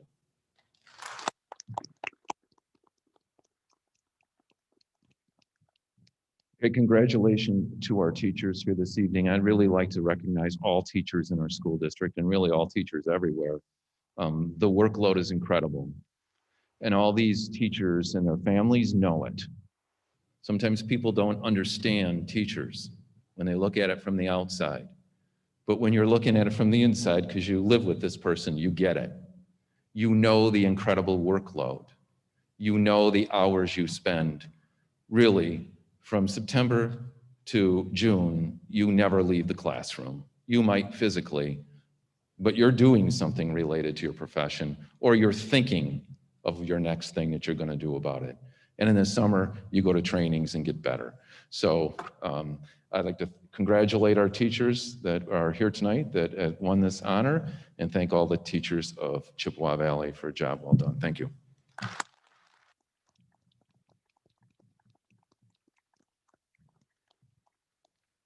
I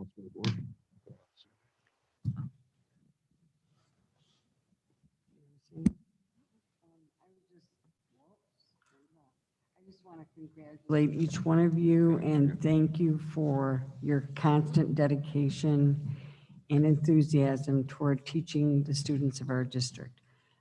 This has been a really rough year for you and for everyone, parents, all of us.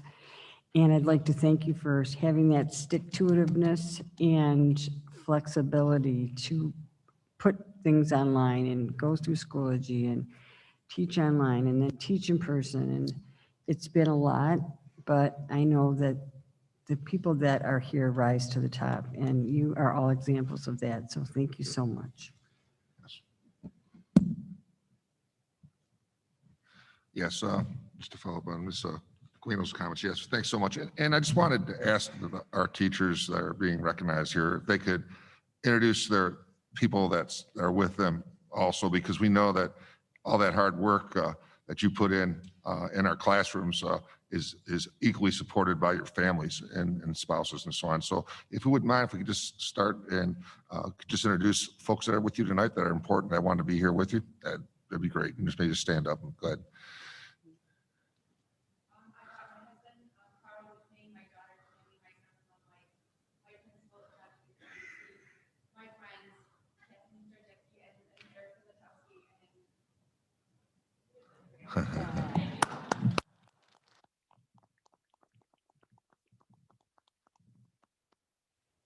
Okay.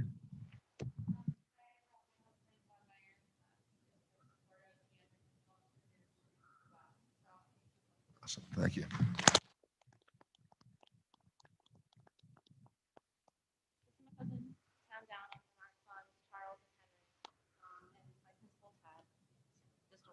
Excellent. Okay, thank you.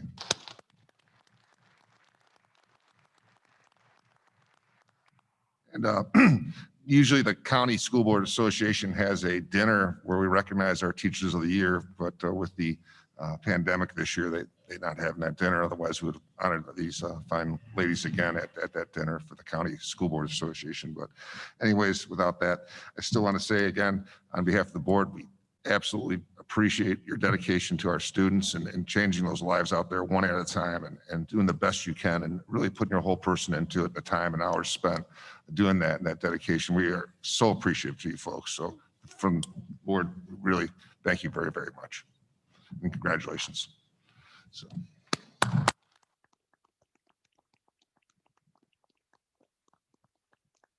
Okay. With that, There's a second half to the presentation, which is a Okay. different topic. go ahead, Mr. Roberts. All right. First, I do want to end with one other thing. I just want to thank our building administrators for being here tonight. I know I talk a lot about teachers, and I know your life is no different. Your job never ends. So thank you, Jerry Avansky from Erie, Christina Kazoos from Wyandotte, and Todd Distelrath from Chippewa Valley High School. I know you have long days that are full of lots of things, and it's just impressive that you're taking the time to be here tonight. So thank you for doing that. So now to our Teachers of the Year. This is really up to you now. You've been honored, and it feels really good. You can go out and celebrate. I think Dairy Queen has a drive-through, always good. No, not that Dairy Queen. Oh, go get a healthy smoothie made with some kind of a weird concoction with spinach and broccoli in it or something like that, but I recommend the Dairy Queen. I'm going to go on to a COVID report right now, but really, you might find it interesting, but also don't be shy about enjoying your evening. I think they're all going to go enjoy their evening. I don't blame you.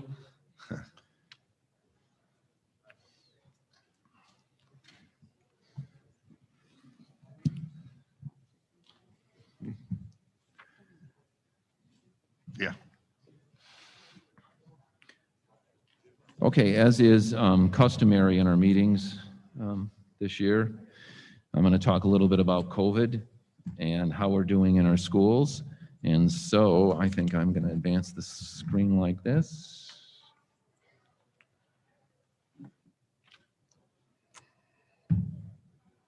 While you're getting that up. Yeah, I'm not, let's see. Huh? Do I do the, no, that's the Is big. that Kevin? Is that Kevin back there? Cascas? That was nice of you to show up for Tom, and thank you. I'm not, it's not advancing, so, all right. I felt a little buzz from it, and then that was it. It stopped. Okay, so we're going to talk a little bit about some of those numbers I present in every meeting, so you can use as a comparison. And I put some of the past numbers up here too, and it gives you kind of a place from which to judge where we are right now. So one thing we've always talked about is a 7-day rolling average, and that's a Macomb County number. And you can see here on this slide, we've gone from 4-5, April 5th, with 881 cases a day identified in Macomb County, to being down to 155 right now. So if you look at the data provided by the county, it really is the backside of a big hill. Positivity rate, although high, still high considering what we thought of positivity rates in the beginning of the year, much lower, and it's gone from a high of April 10th of 23.8% to now down to 11%. So those are really positive numbers, and those are the types of things that help us keep our kids in school. And on the next slide, we have some numbers here, elementary numbers, and I've gotten 4 numbers here, starting with March 5th through 22nd. And you can see it has decreased in every time period from the high of 25 cases across our elementary schools and 124 quarantines to 7 cases, and that was last week, May 1st to May 7th, seven total cases and 47 quarantines. So again, that's very positive, and these things are good, and they good signs about keeping our kids in school. Middle and high school is the next slide, and that's there. Same thing. The numbers of quarantines this week were a little bit up from last week, but the total number of cases were down. And the cases have been down every single week since we've been doing this since March, because remember March, it was a real peak time, March and the beginning of April. So we've gone from 50 total cases and 921 quarantines to 15 total cases and 133 quarantines. And there were just a couple of schools that at the middle and the high school, there were really two schools that just got a little bit hit harder during this time, resulting in some more quarantines. So overall, though, our total cases are down, and that's very positive. Our quarantines also, the number of days in a quarantine has gone from 14 to 10 to 14 and now back to 10. So that's positive, that we have a shorter period of time that students are out of school if they are quarantined. 10 seems like a whole lot less than being out 14. We've been tracking our athletic testing because these kids take tests once a week, and you can see this remains very positive. It's a good sign, going from the 12 out of 697 test down to 1 of 599, and that's where we are now. And it's pretty much the pattern you watch through time when there's a lot of COVID in a community. You tend to have more cases in school, and right now there's less and less COVID in our community, resulting in fewer cases in school.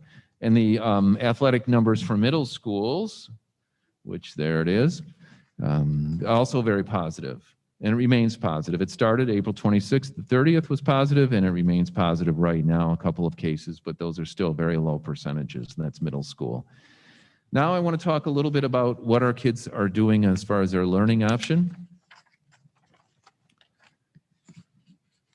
This has been really consistent at the elementary level, that the only time elementary numbers have peaked for students who are choosing to live stream is when there's actually been cases in the school, and then there were the resulting quarantines. These numbers here on May 13th down that list on the right-hand side, which I think the highest 6%, is really pretty indicative of elementary since we've been back face-to-face. Kids have been in school. We've had a couple of numbers go up. You can see like Erie in the 1 week had 20% kids live streaming, and that's just a result of positive cases and quarantines. So again, when kids can be there, they are there. The middle school percentage of kids live streaming has been steady also. And again, these numbers only vary based on positive cases and quarantines in their school. This is pretty much what it's been, 15 to about 22%. Now it's gone a little bit higher, and again, that's because of positive cases and quarantines. So we're holding pretty steady with that percentage of students choosing to live stream. In most of these schools, there were very few positive cases of COVID resulting in quarantine. So it's students who are choosing to stay home and live stream for the most part, not entirely. Now our high school, and I talked about this last time also, our high school has stabilized. It's still a lot of students who are choosing to live stream. And again, I have down the numbers of 40 and 46%, but that number's, when I take those numbers, I take a snapshot in time and I say, give me this date. First, I used to do first hour. Give me this date, first hour. And if I go to the next day, it could be a little different. So those percentages above on April 29th probably are most reflective of what's going on. There's a range. It just happened on May 12th. This was the date. So to that end, we did send a notice home to our families last week that what we've noticed is some things in their favor. We have fewer positive cases in school. We don't have all of our kids in school, so there's space in school. And the quarantine's been shortened to 10 days. So there are some really positive reasons for students to choose to engage in their education in the classroom. So that's where we are right now with live streaming. So the next one just shows a couple of trends, which is kind of the things I just went over. We have decline in positive cases and a decline in quarantines. And the learning choices that kids are making are remaining stable. So I think that's positive. I think kids who are choosing to live stream, especially at the high school level, it's a big commitment, and you got to be up for it. So that's why I prefer that they be in class. But I understand too that there are reasons people choose not to be. On the vaccine clinics, on the next page, we did offer we worked with Rite Aid and used the ISD for a vaccine clinic. And this clinic actually, it opened to 12-year-olds on the day we were going to be there. So we filled a lot of spots. And again, this is an optional thing for our students in our district and families, because we still also invite staff, our parents, and our students who are of age to receive the vaccine. And it's certainly their choice if they'd like to do that. It's just a service we can provide that it's convenient for them right in their community if they wish to do that. We do have we have a second clinic coming up with at Iroquois Middle School. And when we choose a school, we just kind of choose an area. We're not targeting any one age group. We're targeting 12 and up, and our families and our staff who still might be interested. And so we're going to have another clinic on May 25th. So that's the questions on the data. I want to make a comment on masks, because that seems to be an evolving topic. And this past Friday, the CDC came out and said that masks are not required if you're fully vaccinated. That was their stand.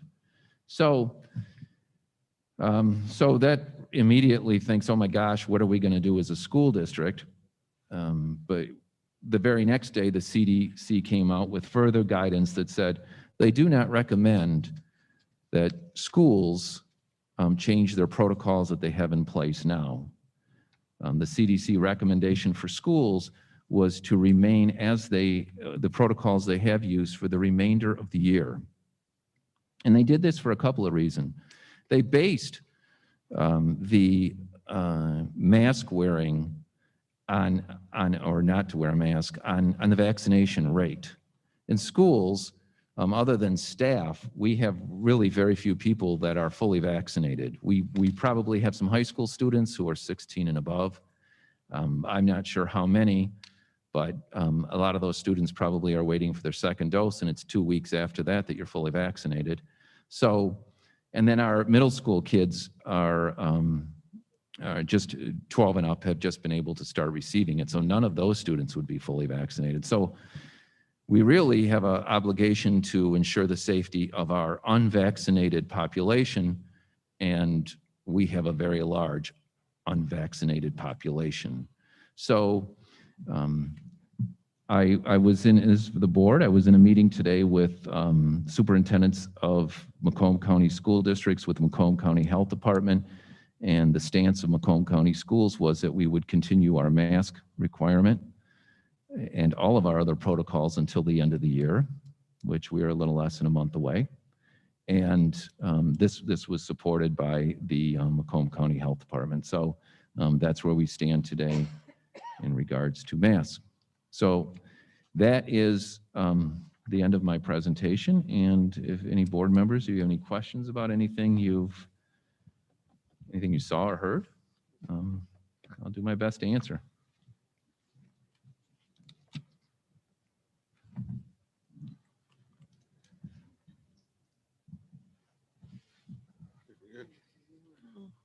Oh, I think we're good, Mr. Roberts. Thank you very much for your presentations this evening. Okay, we will move on to item D, general consent agenda. Can I have a motion for the general consent agenda? So moved. Moved by Ms. Pyden. Supported by Mr. Wojtovich. Okay, anything on the general consent agenda board members would like removed? Hold for further discussion. Hearing none, all those in favor signify by saying aye. Aye. Aye. Those opposed signify by saying nay. Okay, and I believe I heard Ms. Dr. Andriasco say she supported it, so we'll note that for the record also. Okay, I believe we have some retirement resolutions. Ms. Pyden? We do. We have 3 retirements this evening, and the individuals have been unable to join us. Whereas Marcia Kulongowski, Susan Beck, and Thomas Korth have served the Chippewa Valley School District faithfully and diligently for a period of 33 years as a hall monitor, 23 years in the clerical unit, and 16 years as a bus driver and 3 years as the director of transportation department, respectively. Whereas Marcia Kulongowski, Susan Beck, and Thomas Korth, through their leadership, have had a positive impact on the staff, students, and the community. Whereas Marcia Kulongowski, Susan Beck, and Thomas Korth, conscientious, loyal, hardworking employees, have elected to retire. And whereas Marcia Kulongowski, Susan Beck, and Thomas Korth will be missed by all their school colleagues. Now therefore, be it resolved that the Board of Education of the Chippewa Valley School District, not only on their behalf, but also that of the Superintendent of Schools and the administration, extend their thanks and appreciation for a job well done, as well as best wishes for the future. Be it further resolved that this resolution, having been adopted by the Board of Education of the Chippewa Valley School District on the 17th day of May 2021, be made a permanent part of the records of the school district, and a copy sent to Marcia Kulongowski, Susan Beck, and Thomas Korth as an expression of our appreciation. Okay. Awesome. Congratulations.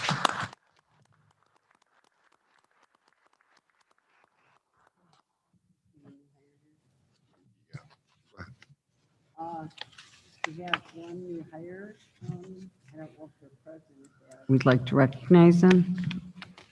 No? Okay, welcome Ms. Krzyzak to our school district. Also worth noting on this consent agenda is the retiring of approximately 60 teachers from our school district this summer, effective this June. So losing a whole lot of talent out there, a lot of great people are going to be moving on, and we'll have other great young teachers coming in to take their spots. But we also want to note that approximately 60, and I believe there will be some ceremony put together at a later date by Mr. Roberts. Yes, for our teachers and other employees retiring going forward from this point, we are putting together something for the June 7th board meeting. Okay. It's hard to read a collective resolution with 60 names on it. It would be a little confusing, so Right. we're going to put together a little video presentation. Okay. Excellent. Okay, we'll move on to the next items from the community. So I have a number of slips here from folks I want to address the board this evening. I don't know if anybody else came in late and they have another one. If you want to walk it up to the side of the stages, either side, we'd be happy to take another form if somebody wasn't able to get one in who'd like to speak with the board. So before I begin here, before we begin with our community members talking to us this morning or this afternoon, I just want to run through a couple of the public participation rules that we do typically before community comment, or at least for the past year we have. So I just want to run through those real quick. And we haven't had any issues. Everybody's been very respectful addressing the board. We've had very good conversation. No matter what what side you feel you're on that particular conversation, it's been very respectful. It's much appreciated by the board. Okay, each statement made by a participant shall be limited to 5 minutes duration. Again, I'll give you the 1 minute warning for what's up. Participants shall direct all comments to the board and not to staff or other participants. All statements shall be directed to the presiding officer. No person may address or question board members individually. Complaints against identifiable school personnel may not be expressed in an open meeting. Such complaints should be first submitted in writing to the board and aired in open or closed session according to the wish of the persons involved. As presiding as officer, I may interrupt, warn, or terminate a participant's statement when the statement is too lengthy, personally directed, abusive, obscene, or irrelevant. Request any individual to leave the meeting when the person does not observe reasonable decorum. Call for a recess or an adjournment to another time when the lack of public decorum so interferes with the orderly conduct of the meeting as to warrant such action, and waive these rules with the approval of the board when necessary for the protection of privacy or the administration of the board's business. Okay. So with that, we will get started. All right.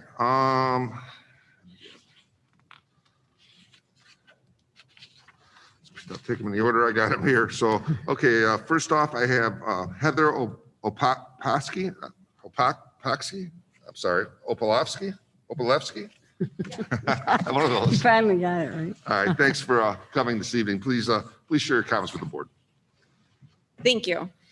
Dear Board, I am standing here before you to request the mask mandate in our district to be removed. Our district has come a long way since March of last year. However, more work needs to be done.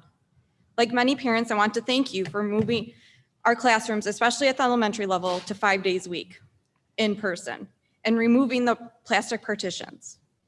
The science is clear and children are not the driver of the transmission of COVID-19. However, the psychological damage of mask wearing in the classroom could be irreversible. It is time to be a district leader in the state. You are elected officials of our community, and it is time to push the politics aside and put the children first and take steps to remove the fear of social interaction. As humans, we thrive on social interaction, and it is essential to our overall health. Although education on a whole is important to our students, social interaction is key to their success as well. Please allow students to have visible smiles back in the classroom. Our children's mental and emotional health is playing more of a significant role in their overall well-being than the fear of the virus itself, which has a 97 to 99.75 survival rate. Tonight, we would like answers. When will our students be maskless in the classroom? When will you leave it up to the parents to decide whether our students should or should not wear a mask? Lastly, please confirm that no mandatory vaccinations or testing will be required for our students to attend the 21 to 2022 in-person classroom without a mask. Thank you. Thank you. Thank you for your comments tonight. Okay. Next we have Fred, Nienstedt. Okay, thank you, Mr. Nienstedt. Thanks for coming tonight, and please share your comments with the board.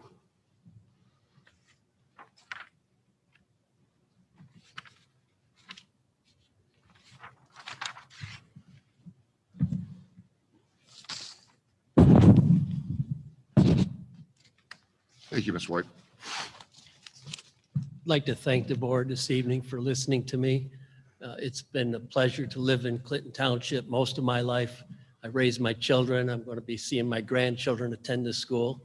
I teach outside of this district, of course. And it's been an absolute depressing experience to see the spontaneity in the classroom destroyed because the children can't see a smile. It's been difficult for me to see another year wasted. Now, Superintendent Roberts correctly identified the very steep decline in cases, contacts. If you look at the state, in emergency rooms are way down. Testing and positivity, as he identified, is way down. And we understand that vaccinations are not exactly authorized for children. So the school district has a population of people who can't be vaccinated. So the logic would lead to the fact that they won't be vaccinated in the fall. I would ask the board to lead on this matter.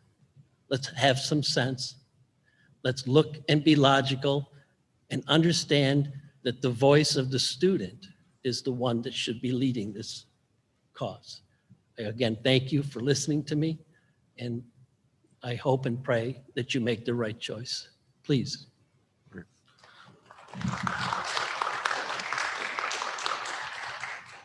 Thank you for sharing your comments with the board this evening. Okay, next, I believe it is Miss Carrie Sparks. Ms. Sparks? I'm sorry? Okay, we'll come back to her. Next, we have Michelle Fitzpatrick.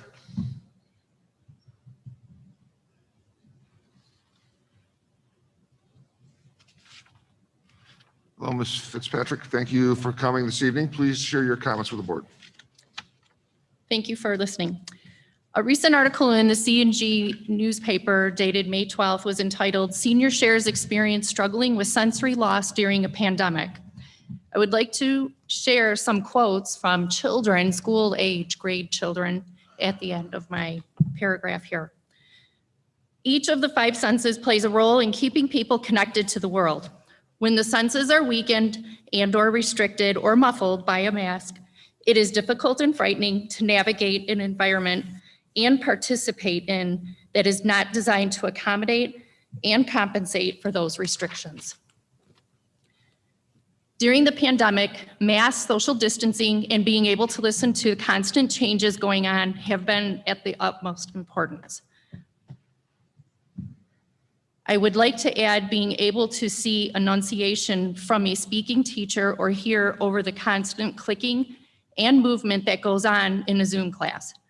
Some people and children are unable to do these things because their senses have started to waver, or as children are still developing and have regressed from lack of exposure. Community awareness as a whole must be mindful of sensory loss and take proactive steps to ensure people with weakened senses feel embraced and engaged. Changes like having to wear masks make it hard to know what someone is saying and what they are feeling. Difficulties with sensory loss or developing or restricted make seniors and children feel isolated and disconnected from the world. These are some of the quotes that have come from school-aged children. Mommy, am I going to go to jail if I don't wear a mask? That's a 5-year-old. I don't like the mask because they give me headaches and it's hard to breathe and I can't understand my teacher. My teacher also takes points away when we don't wear them at the way we are supposed to, and then we don't get a prize. That's a kindergartner. It makes me afraid to make friends because no one is smiling at me. Also a kindergartner. I don't like that I'm not allowed to laugh, smile, or make new friends. All of the adults at school look so mad at me all the time. Another kindergartner. I need to see my teacher's face so I can understand what she's saying. I get frustrated that I can't watch her speak. 1st grader. Mommy, I can't breathe, and when I tell them, they don't care. They make me put it back on. I feel funny sometimes because I can't breathe. Why? That's a 1st grader. I get so thirsty because I'm afraid to drink my water because the teachers yell at us for keeping our mask down for so long. I hate them anyways because I can't breathe during recess. That's a 3rd grader. I'm scared to take my mask down when I need an air break because I'm afraid I'll get kicked out of school. 3rd grader. Don't care that I can't breathe with it on. I can't see anyone's faces, so I don't know if they're smiling or frowning at me, and it makes me sad. 4th grader. I feel that something really bad is going to happen if I take it down for a second, and it makes me feel like I'm going to pass out. Another 4th grader. Everything sucks about it. It is hard to concentrate and think in it. I can't look below my nose and clearly see my classwork. It's hard to breathe in it, especially when wearing outside. It gets wet and sticky and smelly. I'm afraid to take it off and grab some air because some teachers give out hashtags for it. That's a 4th grader. It gets really hot and I can't breathe and I want people to see my face. It's hard to understand people with masks on and hot air makes me feel sick. Another 4th grader. And the last one, I definitely have shortness of breath having to wear the mask all day and I struggle to do so. It's given me anxiety since the beginning of the school year because I'm afraid to pull it down so I can catch a breath because I'll be yelled at. That's a 6th grader. And last but not least, nothing makes me sadder than to see our children being abused by these masks. Stop muzzling our precious children. Let them breathe freely and see their friends' faces again. They need to see everyone's face. Please stop teaching them to live in constant fear. Please educate yourself on the irreversible psychological damage that this is actually doing to our children. Thank you.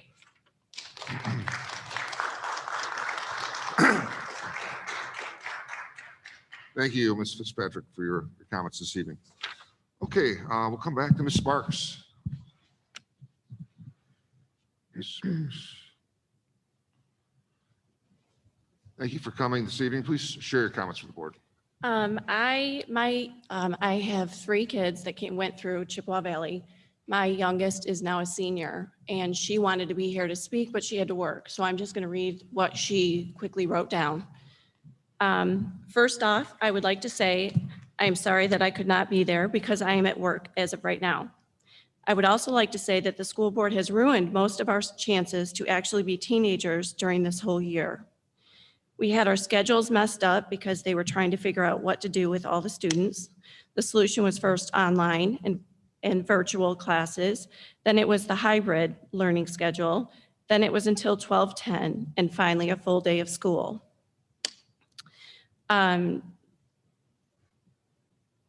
The catch to the full day school was masks will not be taken off and there will be plexiglass at the lunch tables. If I'm being honest, I don't even want to go to school because of the whole plexiglass at the lunch tables. I have talked to many people and they do not want to go to school because of that.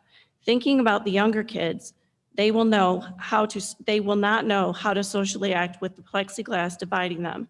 I think this is wrong because even if you were to put the plexiglass by all of the students and you were so concerned about COVID, it still can be spread through the air.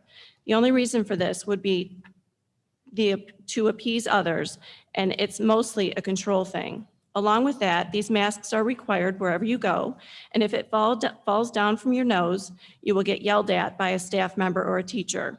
You shouldn't be yelling at a child because of their mask falling down. A lot of teachers wouldn't even get near most of the students, even with the mask. What's the point of having a mask if your teacher will not get close to you and try and help you? I know the school thinks that most of us are staying home because we do not want to try anymore, but that is not true. Most of us do not want to have to sit in a school for 7 hours a day and wear a mask. Also, I thought teachers were not supposed to talk about politics, but I hear it all the time, even when it's not a history teacher. They try to influence us to do what they want us to do in our own lives, for example, the vaccine. Whenever I'm in school or on a Teams meeting, there's always at least one teacher who says that I need to get the vaccine. Why do I need to get the vaccine? Isn't that my choice and my parents'? And if it is my choice, then why do I have to wear the mask? None of this is any of our choice anymore, and our generation is messed up because of it. And I found a quote from Dr. Jim Meehan, which kind of sums that up. When children are masked, forced to breathe their own exhalations, incapable of seeing the smiles of their friends and loved ones, separated by plastic shields, and commanded to remain 6 feet apart from each other, they are not in school, they are in hell. And my daughter has said that. She does not want to be in school. And thankfully, she's finished this year, but I am here also for those students that have to go on. Take these masks off. Thank you.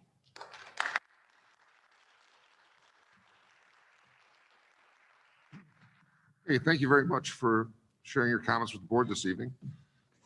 Okay, next up, we have Miss Debbie Ringel. Debbie Ringel. Okay.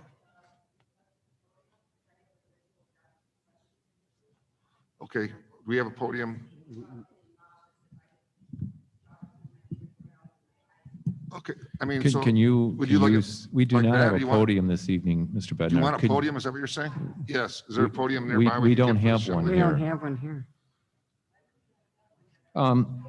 Can you sit and do your, can you sit and do your talk?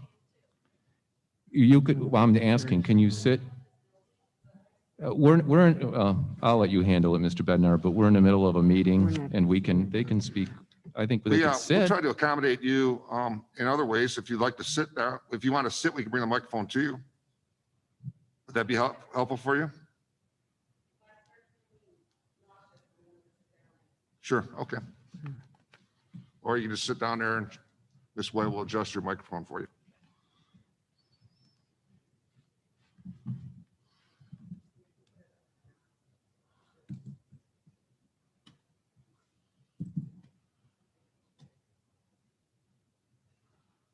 Okay. Sure thing.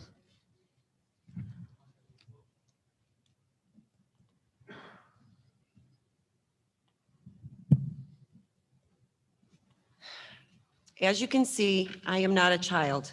I speak in facts, truths. I do not typically speak from my emotions, but for one moment, I will.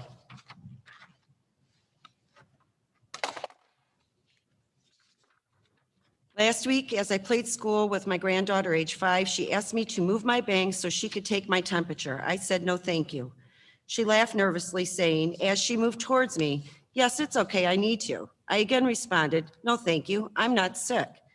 She looked confused, scared, as she moved her hand towards my forehead aggressively and said, no, I have to, though. I responded, no, honey, you don't, because healthy people don't need their temperatures taken nor to wear a mask. That's called science.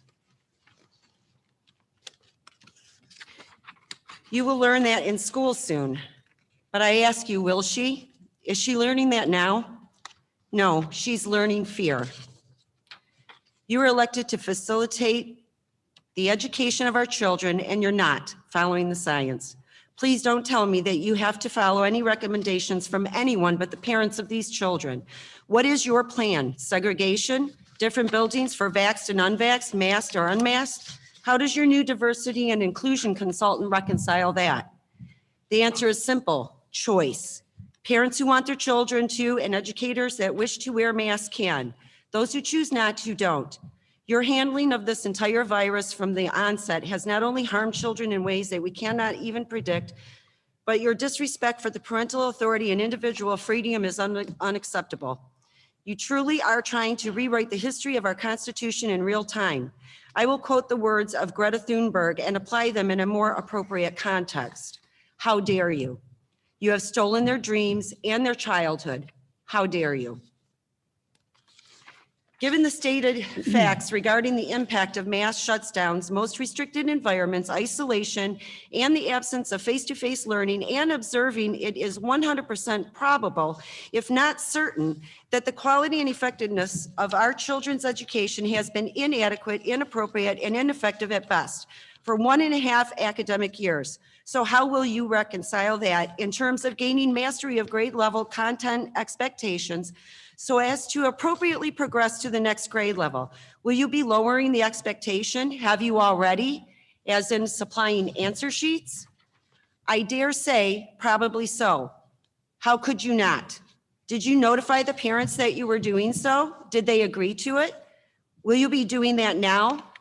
As you know, prior authorization is required from the parents and the community by law before any accommodations or modifications are made for any student, and due to the emotional, social, physical, and educational suppression leading to regression that all children have experienced, I am making it my personal goal to assure that every parent can obtain this detailed parent information packet, which includes what IDA is and the 13 disability categories that fall under it, what is FAPE, what the ESSA Act is, 6 steps to request an IEP and how to get one, 7 steps to getting a 504 plan, as well as sample letters to address and request everything from evaluations, extended school year services, due process hearings, and to inform the school you're enrolling your child in private school at public expense. So it's great that you've all become accustomed to live Zoom meetings, and as you can now add some Hollywood flair to it for your audience, Oprah style, because as I understand the laws aforementioned, you'll soon be screaming, you get an IEP, you get an IEP, and everybody gets an IEP. Thank you.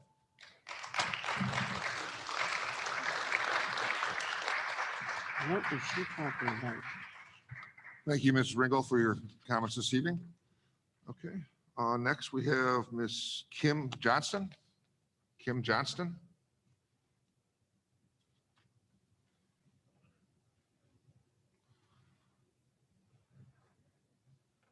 Hi, Ms. Johnson. Thank you for coming this evening. Please share your comments with the board. Johnson, I'm a teacher here at Chippewa Valley. I teach social studies. But one of the things is, and she left, but I work with Jessica Downham, and that is an honor that is very well deserved of her. She's a fantastic teacher. I'm not a science teacher, but In my first couple of years, she was very welcoming and helpful in all the ways that you want in such a large school. So I was very happy to see that Jessica won. And my son goes to Erie. He did not have Mrs. Rimmel. He had Miss Human, who was next door, but Mrs. Rimmel was a force as well. And it's always just nice to see a school filled with good teachers, and you know that no matter what room your kid is in, that they're they're being held accounted for. So, we really do produce great teachers in this school and in this district. And my home district is Utica Schools, and my husband and I chose to send our children to Chippewa schools because we feel it's superior, and we still feel that it's superior. So my son is in second grade at Erie, and my daughter is in preschool at Little Turtle. They both went through Little Turtle from infant room on, and they will at some point be here with me, which they're excited about now and probably not later. But as a teacher in the building, and this year is, obviously it's a year like any, unlike any other, without a doubt. But as the year is starting to wind down and thinking about what is it that I can learn from this year as a teacher, and what can I pull from this year that is going to help me in the future, or what's the good stuff that I can get from it. The students, my kids, are without a doubt, and have been from the beginning of my career, the best part of this job. They are resilient and funny, and they work hard. And, I think the thing that I realized the most this year is that we're a team. That me and the kids are a team, and not a team against anybody, but we're a team because we're in that classroom together, and most of the time it's just us. And, as a teacher, you have to be okay with saying to the kids, and again, I teach high school, yeah, I don't know, guys, where do you think we should go next? Or what do you think it should look like next? And to the kids, that's not weakness. They understand that we're trying to work together. And when you hear so many things all the time in the community, not our community, but just in the world about teachers and students, I stick up for my kids all the time when people say, you're a high school teacher, isn't it a nightmare? Aren't those kids the worst? And I said, those kids are great. And this year, I had students say to me, I'd say, it's all right, guy. We'll get through it. I'll make it work and we'll figure it out together. And, now the kids say to us, well, what about you guys? Now you guys have to learn how to do this. And now you guys have to learn how to do this. Those kids are the best of us. And are we all exhausted? Yes, my high schoolers they're always exhausted, but they're more, and I just keep bringing in fruit snacks because I don't know what else to do besides give them snacks for coming in. But when I pick up my son from Erie, that school lets out and those kids are yelling and happy and smiling, and maybe I can't see their mouths, but I can see them smiling. Those kids my son and his buddies created a fake basketball team with 6 kids, and they made t-shirt jerseys, and they have games every 2 days or something, and they play pickup baseball on the side. And when I pick up my daughter from Turtle, I want to give that 1 minute warning. Please okay, continue. and when I pick up my daughter from Turtle, same thing. When I told my 4-year-old, Sally, you got to wear a mask now. Okay, like when we go to the store? Yeah. Okay, all day? Yeah, except nap and snap. Okay, that's it. So I don't think enough recognition gets given to our kids. They are the best, and they are continuously the best part of my job, and I didn't want to have that go unnoticed. So I appreciate my kids, and I appreciate everything that's done in the district. So that's it. Thank you. Thank you, Ms. Johnson, for your comments this evening. And thank you for being one of our Chippewa Valley's greatest and our teaching staff and all our employees. Thank you. Okay. Next up, we have Ms. Genevieve Peters. Ms. Genevieve Peters.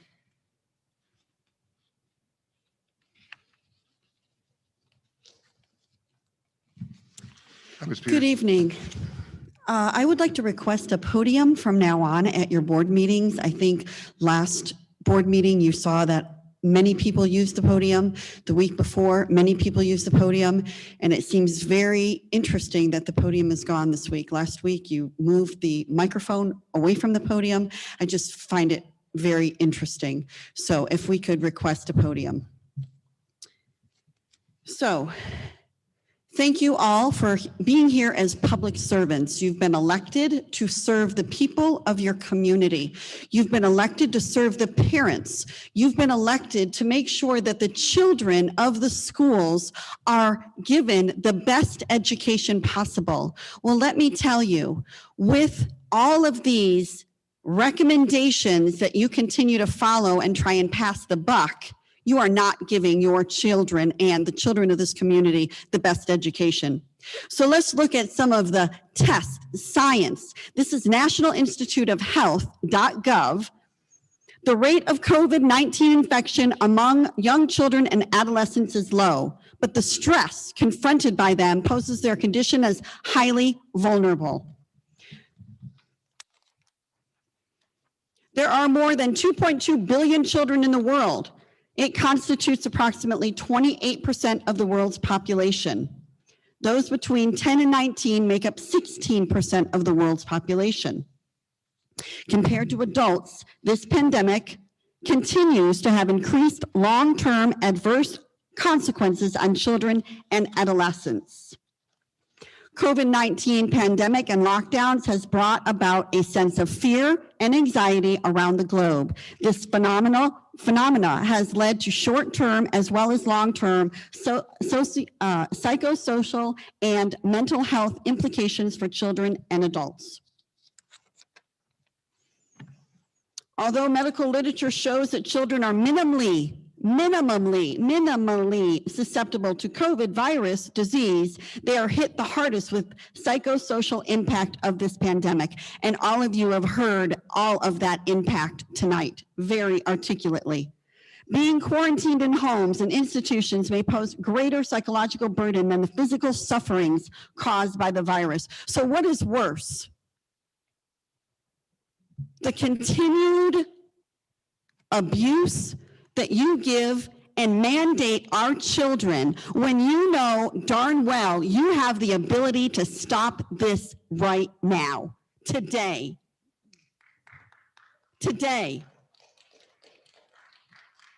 But you continue to sit up there and hide behind your masks and act as if you don't have a say in this situation. And that is wrong. Every single one of you took an oath. You took an oath to the Constitution that talks about freedom, and that's freedom for children. They have rights and freedom for the parents. And yet, you sit there behind your masks and pretend that this is not an issue. And you know it is. You even showed us there is almost no cases going on in these schools. And yet, supported by the Michigan Department of Health. Well, guess what? They don't control our children and they don't control our schools, and they weren't elected to sit on this board. You were. Now, let me tell you about a little bit of how stress affects our children. how the body's response can harm a child's development. Stress that occurs continually or is triggered by multiple sources can take a toll on a child's health. Toxic stress that children suffer not only shapes their emotional lives as adults, but also affects their psyche, their health, and their longevity. Toxic stress. Having to wear a mask, staying behind a plexiglass, being quarantined or the fear of quarantine. Toxic stress. You, each and every one of you, are responsible for toxic stress. So for the next 1 minute, until my time is up, I will have you listen to what you have made our children listen to every single day, all day long. Put your mask up, put your mask up. Put your mask up, put your mask up, put your mask up, wear your mask. Don't let your mask fall. Put your mask up. That mask has to stay on. Put your mask up. Put your mask up. Put your mask up. That mask has to stay on. Put your mask up. Don't let your mask fall. You're going to be in timeout. You're going to get your quarter taken away. You're going to get your points taken away. Put your mask on. Your mask has to stay on. Put your mask on. Put your mask on. Put your mask on. Toxic stress. Toxic stress. Is that what you want? Is that how you want to teach our kids? Is that what you want them to learn? Shame on CVS.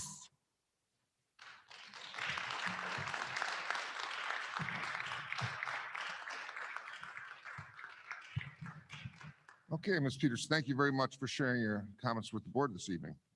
All right, next up, we have Lewis Miles, the third.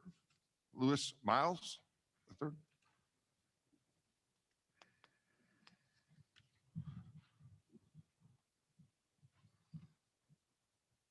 Thank you for coming, Mr. Miles. Please share your comments with the board. Good evening. Thank you for the opportunity. As Mr. Roberts, I'm going to throw out just a couple of numbers here real quick. According to the World Health Organization, in 2018, 10 million people fell ill with tuberculosis.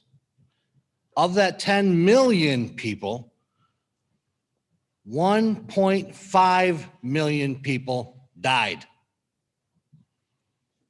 Did anyone hear any kind of mask mandate or hurry up and get your shot or anything else like that? Nobody heard anything about it. Nobody hears anything about tuberculosis. Nobody cares about tuberculosis. They're too busy with everything else going on. March 5th, 2021, the CDC, who you take their recommendations allegedly, published a report admitting that face masks do not provide protection against COVID-19 and potentially worsen infection risk, which actually Dr. Fauci himself published a report that during the Spanish flu, more people were killed wearing a mask than weren't. Authored by more than a dozen medical doctors, PhD researchers, and attorneys, the research found that wearing a mask or not wearing a mask produces roughly the same outcome in terms of the number of cases and deaths blamed on the virus.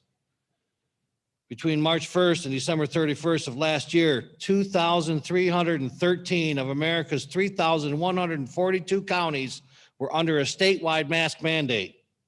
County by county data shows a statistically insignificant difference in health outcomes between masked versus unmasked counties.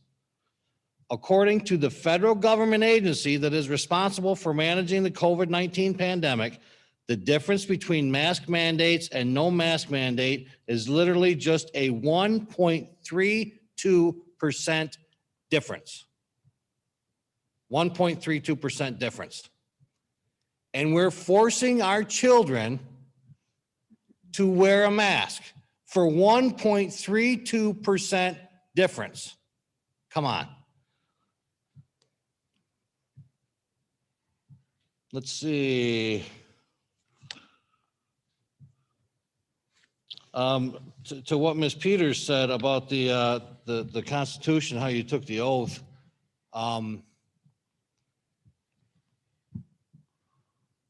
You did swear an oath, and you might not know every law that has to be known. Not many of us do, but ignorance of the law is no excuse. For the love of God, if you do not know, do your research. I have a whole handful of science right here that can contradict every mask policy that comes out right here. And it took an hour to get it. Do your research, figure it out. If not, call any of us parents. We'll be glad to help you. I bet you we can get over half the district to help you figure out what's the best thing to do. You don't have to take their recommendations. The reason everybody does is because nobody has the gumption to stand up and say, we don't have to. They accept it for what it is, and then they walk away. Nobody has the fight in them to say, you can't do that. It's against the law. You cannot tell us how to run our district. We are elected, you are appointed. That's the bottom line. We elected you. We elected you to make these decisions. And I am very unhappy about the decisions that have been made. It's not right, and it's not fair to the kids. So I urge you to make the right decisions. If those decisions, if I'm not happy with the outcome, I assure you that we, the people, will make the right decision on Election Day. Thank you.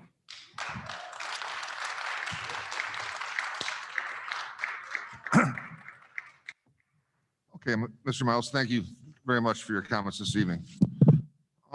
Next up, we have Ms. Laura Velasco.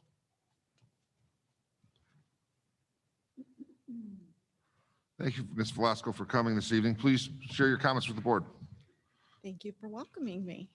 Okay, for months, people wore masks and social distanced. COVID spread. It didn't work. It didn't prevent the spread of COVID.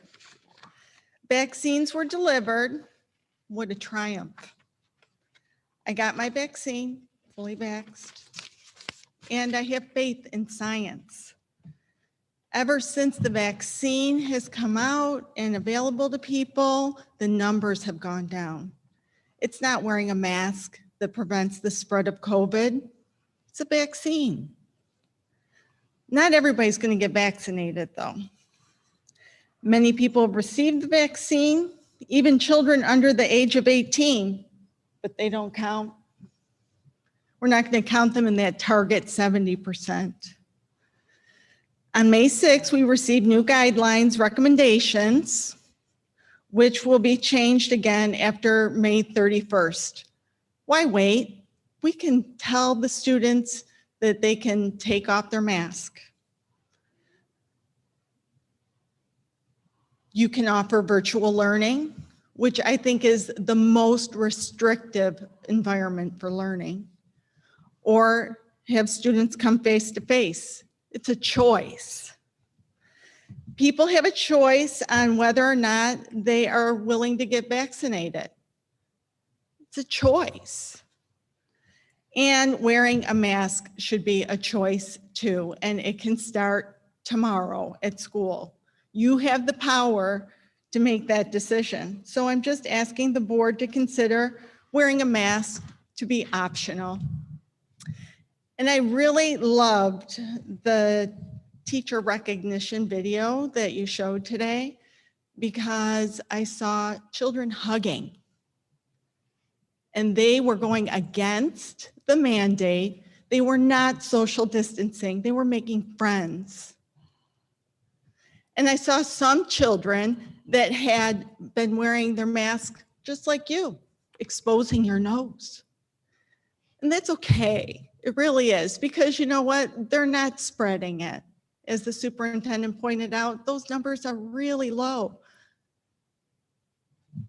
Thank you.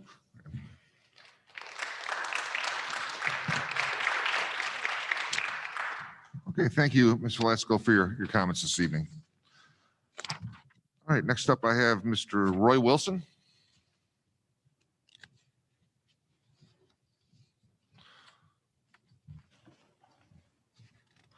Hi, Mr. Wilson. Thanks for coming this evening. Please share your comments with the board.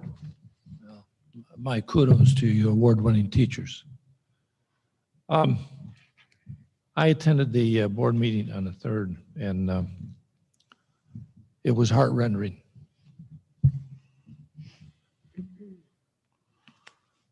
Listening to the parents explain what their children had gone through. The one mother has to go at lunch to meet her child, take her out of school, calm her down, and then put her back in school. I'm trying to think what the others, I mean, to me, and we've heard it all evening, it's a form of abuse. You're abusing these children. You've got to, you have to, you've got to, you know, the county doesn't decide. They may say, you know, you should mask, but again, you've heard it here. There's no law in this. You need, you know, let these kids be kids. To me, it's again, I woke up, I came the 3rd, I woke up at 5:30 the next morning.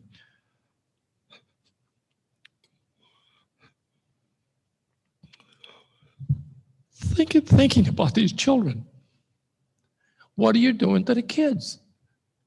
My God, it's unbelievable. You know, anxiety, stress, and fear. That's what they take out of the school year. I mean, that certainly doesn't fall within the parameters of what should be done at CVS. Like I say, the mom took her and Lou with his daughter. His daughter gets quarantined for 14 days. The kid that had the COVID had 10. What's the explanation for that? And then the classic example was the young nurse that came up and said they went to Puerto Rico for this break. They quarantined. They just wanted to get out of town. They come back. The teacher asked the daughter, "Where'd you been?" And she said, "Puerto Rico." The teacher takes her down to the office. I mean, what's that? That teacher ought to be talked to, I believe, because somebody said after that teacher went to Florida and was out on the beach with no mask. So was she quarantined? Was she sent home? You know, it's unfathomable.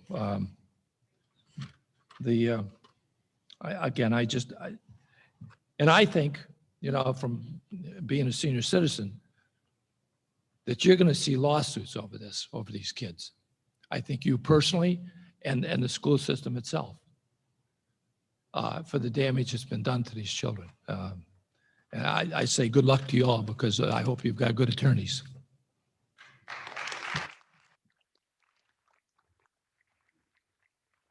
Okay, Mr. Wilson, thank you for coming this evening and sharing your comments with the board. I have one last request to address the board this evening, and that is Ms. Monica Radko. Ms. Radko?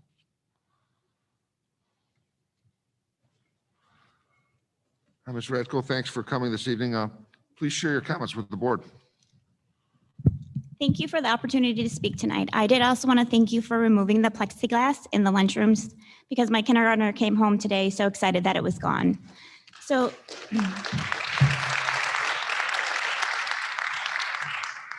last meeting, we heard the board members say that we have to follow the guidelines in regards to the mask, that it's not up to the board to say that our students don't have to wear masks, which may be true or maybe it's not. But what have you done to be our children's voice to help end it? Have you wrote letters to the governor, MDHHS, state representatives, or the Macomb County Health Department? I have here all these.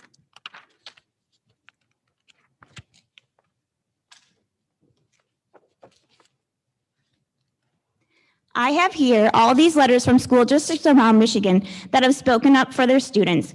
They have spoken up against testing for athletes, close contact quarantines, and masks. In these letters that I have here, there is not one from Chippewa Valley or any school in Macomb County. What a shame that the schools in Macomb County are not willing to put their students first. Maybe the schools in Macomb County can work together to be a voice for our children. The Sparta area schools put together an amazing letter. I'm going to read a few paragraphs from that letter. I highly recommend you read the entire letter and do the same for the students at Chippewa Valley. Since March 2020, school districts across the state of Michigan, including Sparta area schools, have followed the executive orders, emergency orders, and return to school guidelines that have been issued to keep our staff, students, and community safe during this pandemic. At the same time, every school district in Michigan is unique and requires the ability to gather our own information and make informed decisions based on the input and feedback from our stakeholders.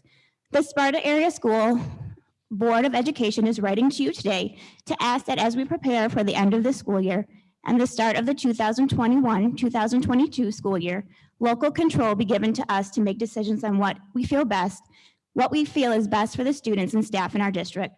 While we recognize that a year ago there was a need for a quick and swift response during an unknown and ever-changing time, we do believe we have reached a point through state leadership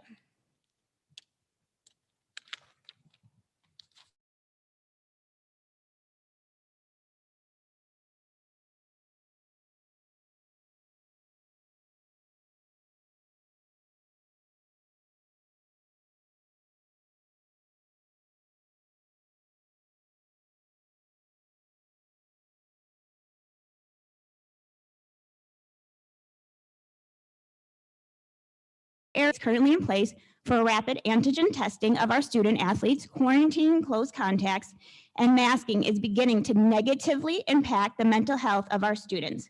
While we have all endured different circumstances throughout this pandemic, our students are the ones that are going to suffer the most should these one-size-fit-all mandates continue.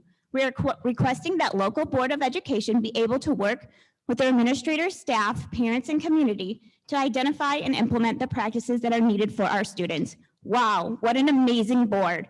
It would be amazing to see a letter like this from the board at Chippewa Valley. So I am here to speak to you about these masks.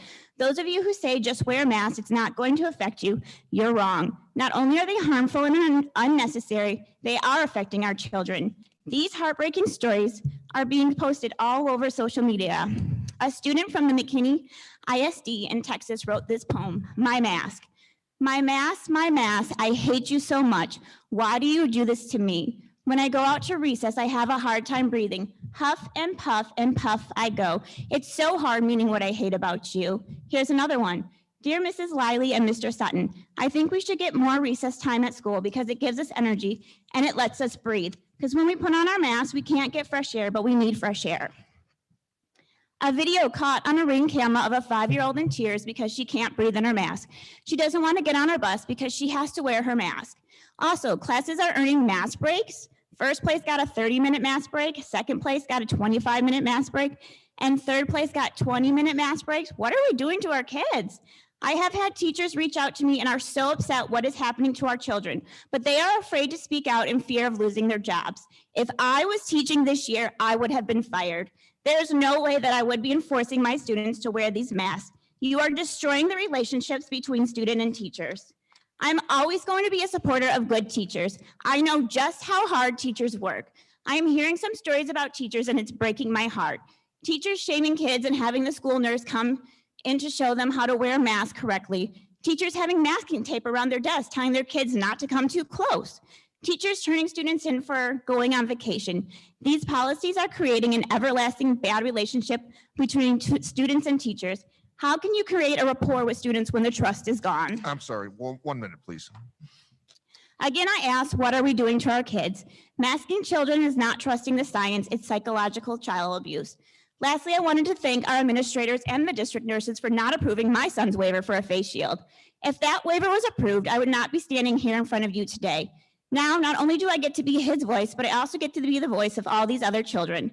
We have an amazing group of parents in the Moms for Liberty group that not only want the best for our children, and our voices will not be silenced. Together, we are stronger. My video from the last board meeting was posted on the Moms for Liberty main Facebook page. It has now been viewed over 1,800 times. 1,800 people have now learned what the past year at Chippewa Valley Schools has been like.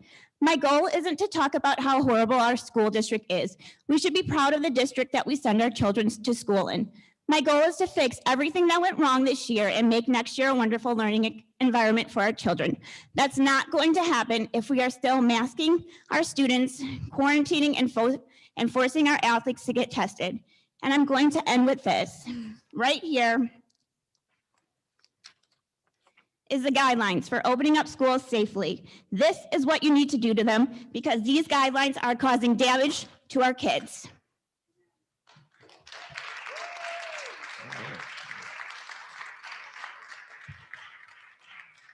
Okay, thank you for your comments this evening, and I want to thank all the parents for taking the time to come out here and share your feelings and observations and thoughts with us. They mean a lot to us, so I want to thank you for that and for the respectful tone that was used by your comments tonight too. Thank you very much, folks.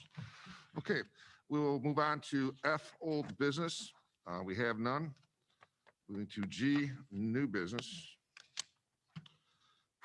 G1, approved resolution for bus drivers and mechanics week at Chippewa Valley Schools. Mr. Roberts.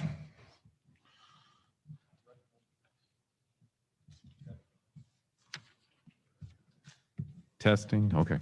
Recommended motion that the Chippewa Valley Schools Board of Education approve a resolution proclaiming the week of May 24th through May 28th, 2021 as Bus Drivers and Mechanics Week, and that the resolution be read by the Secretary of the Board of Education and be made a permanent part of the minutes. So moved. Moved by Ms. Pyden. Supported by Ms. Aquino. Rationale, please. Bus drivers and mechanics perform essential work for the Chippewa Valley Schools. Safely transporting children to school in well-maintained buses is a source of district and community pride.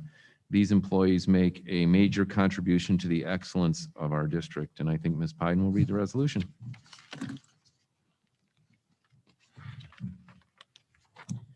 Whereas the Chippewa Valley bus drivers and mechanics have dedicated themselves to the safe transportation of our children, and whereas the bus drivers and mechanics' dedication to the safe transportation of our community's children is recognized by the Chippewa Valley Schools Board of Education, and whereas the Chippewa Valley bus drivers and mechanics, by virtue of their service and dedication, have earned and do merit the expressed gratitude of the people of the Chippewa Valley Schools community, and whereas the residents of the Chippewa Valley Schools community recognize the significant contribution of the Chippewa Valley bus drivers and mechanics to the well-being of our students, and whereas it is appropriate to call on residents for their acknowledgement and support of the demanding job that Chippewa Valley bus drivers and mechanics endure with a smile. Therefore, be it resolved, we, the Chippewa Valley Schools Board of Education, do hereby proclaim the week of May 24th through May 28th as Bus Drivers and Mechanics Week at Chippewa Valley Schools and throughout the community. And further, do urge our fellow citizens to join with us in actively expressing appreciation to the Chippewa Valley bus drivers and mechanics on these days, done the 17th day of May in the year 2021 in the community of Chippewa Valley Schools. Excellent. Okay. Discussion, comments? Thank you as of all employees for their hard work and dedication. We appreciate it. Yes. Ron, we have approximately how many buses in our district? Oh my gosh, I think Scott's better at answering that. He's the numbers guy. Around 100. So quite a bit of driving there and very few issues or accidents or anything. These folks are very professional, and many of them are members of our community that just stepped up to help us out since we've had shortages here in some of our staffing, some of our positions. Okay, any further comment? All those signify by saying aye. Aye. Aye. Opposed by nay? And Ms. Dr. Andriasco, I believe she supported. Yes, we'll note that for the record. Okay, G2, award contract bid pack 19T09, voice over IP, Mr. Sutherland.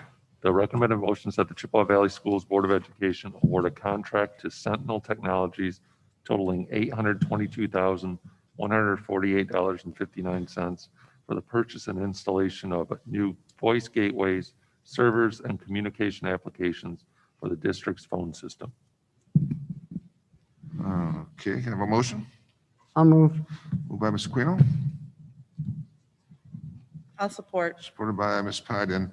And also, we just note for the record that Mr. Tom Cucino is here from Metro Technologies to answer any questions you may have. Rationale, please. This project will consist of the purchase and installation of new voice gateways, collaboration servers, voice modules, communication applications, and emergency 911 notification solutions for the district's phone system. The bid was reviewed and approved by the Technology Subcommittee on May 3rd, 2021. Funding will come from the 2018 bond issue program for this purchase. Questions or comments by the board? When was the last time that we updated our telephone system? It's been about 12 years now. I believe it was in the 2010 bond. The And- original purchase was. And so is this equipment similar to like computers where the technology begins to fail and or not work effectively? Yeah, they've actually lasted quite a long time. They're gateways, so they're servers, they're gateways. See. They're routing all of your calls, and also a big component is the 911, Okay. locating where a 911 call was made. Okay, thank you. Other comments or questions? Okay. Hearing none, all those in favor signify by saying aye. Aye. Aye. Opposed by nay? And Dr. Andriasco is in the affirmative? Yes. Okay. Thank you. For the record. Okay, motion passes. Moving Mr. on to, Bednar, would it maybe be easier instead of doing it that way, just to do a roll call vote on these? well, we can do roll call. Yeah. Want to do a roll call vote, Ms. Pyden, for that Oh, for last? the next one. Last issue, we'll start on G3. All right, approve human resources software license and support, Mr. Sutherland. The recommended motions that the Chippewa Valley Schools Board of Education approve Frontline for the 12-month contract of $56,289.72 for the software licensing and support for human resource management of employees' timeline and attendance and professional development. Motion? So moved. Moved by Ms. Pyden, Support. supported by Ms. Aquino. Rationale, please. The current agreement with Frontline ends this summer. Funding will come from the 2021-22 general fund budget for this purchase. Questions, comments by the board? Hearing none, roll call vote, Ms. Pyden, please. Dr. Andriashko, Yes. Ms. Aquino, Yes. Mr. Bednar. Yes. Mr. Vojtovich. Yes. Myself, yes. Ayes all, motion carries. Great, thank you. Okay, moving to G4, approve elementary level reading software license and support, Mr. Sutherland. The recommended motion that the Chippewa Valley Schools Board of Education approve Lexia Learning Systems LLC for a 12-month contract of $126,000 for software licensing, subscription, and support to support elementary level reading goals.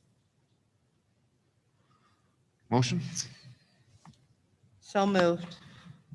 Support. Moved by Ms. Pyden, supported by Ms. Aquino. Rationale, please.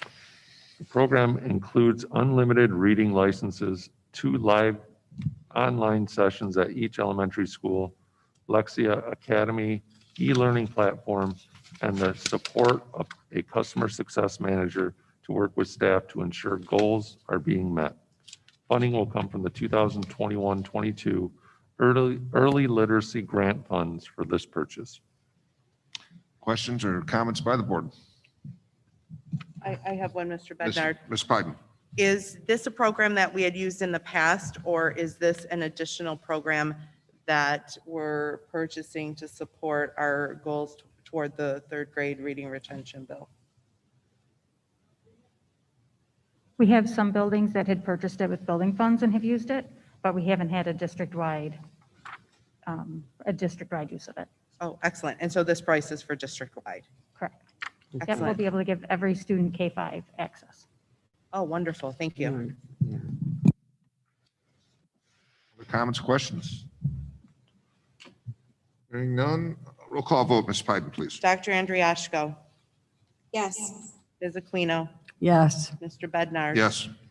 Mr. Vojtovich, Yes. myself, yes. Eyes all, motion carries. Thank you. Moving on to G5, approved software license renewal. Mr. Sutherland. The recommended motion that the Chippewa Valley Schools Board of Education approve CDWG for a 13-month software subscription totaling $63,064.05 for Microsoft Windows and Office software licenses, upgrades, and software assurance. Move. Moved by Ms. Pyden. No, that was me. Oh, moved by Ms. Aquino. But Ms. Pyden will support. Supported by Ms. Pyden. Rationale, please.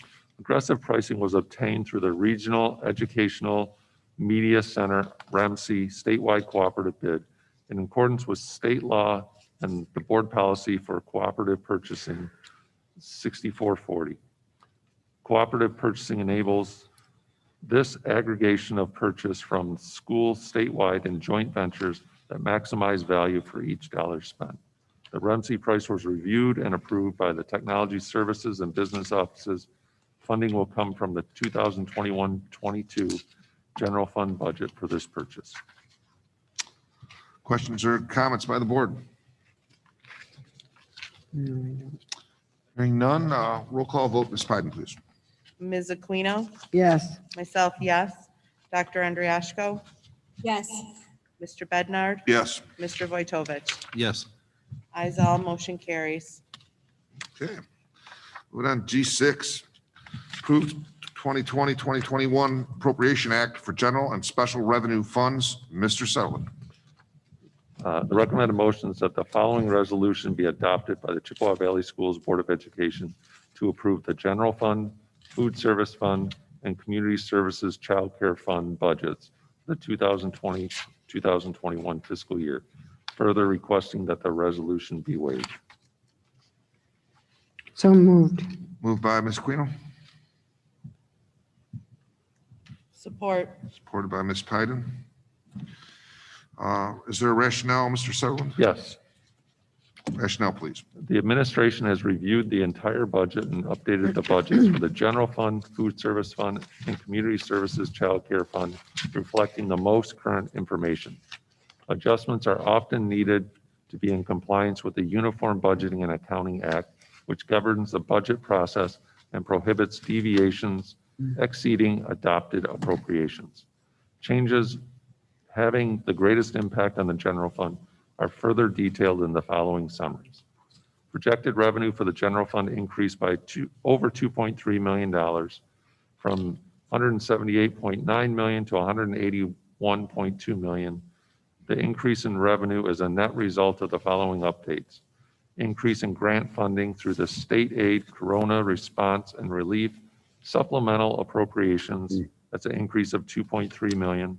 A decrease in revenues from athletics, community education, and Little Turtle activities of a decrease of $329,000, and review and adjustment of other revenue sources as necessary. Projected expenditures for the general fund increased by over $1.3 million from $178.8 million to $180.1 million. Significant changes from the original budget mainly resulted from lower operating costs due to the unanticipated school closure. Increase in the grant expenditures associated with the state aid, coronavirus response and relief, supplemental appropriations, an increase of $2.3 million. Net decrease in transfers to the special revenue funds of a negative $472,000. Net increase to the costs associated with contracted staffing, an increase of $216,000. Net wage adjustments of $559,000 and associated adjustments for FICA and retirement costs of $281,000. Review and adjustment of other purchase services and supply costs as appropriate due to the varied operational expenditures. The changes identified projected revenues greater than expenditures by $1,119,259 in the second amended budget. The first amended budget estimated revenues exceeding expenditures by $93,925. The budgeted modifications resulted in projected June 30th, 2021 ending fund balance of $31.1 million or 17.3% of budgeted expenditures. Okay, thank you. Comments, questions by the board? Just that we reviewed this in the Finance Committee this evening, and everything seems to be in order, and that we are on the right track toward a balanced budget. Yeah, and also, another $1 million put into fund equity. Unbelievable, really, coming through a pandemic and having a revenue exceeding expenditures by over $1 million and putting that into our fund equity is really quite remarkable. I know most of it probably was due to the stimulus money that came through to the school district, but nonetheless, very responsible and appropriate fiscal responsibility on behalf of our school district. So our community, I'm sure appreciates that.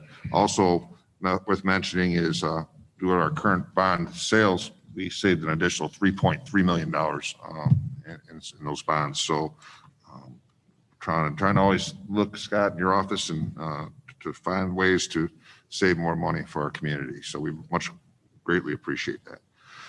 Okay, any other comments, questions regarding this? Okay, all those in favor, can we have a roll call vote, please? Sure. Ms. Aquino? Yes. Myself, yes. Dr. Andriashko? Yes. Mr. Bednar? Yes. Mr. Vojtovich? Yes. Ayes all, motion carries. Thank you.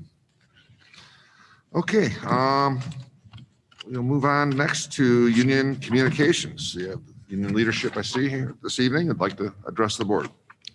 Ms. Levine.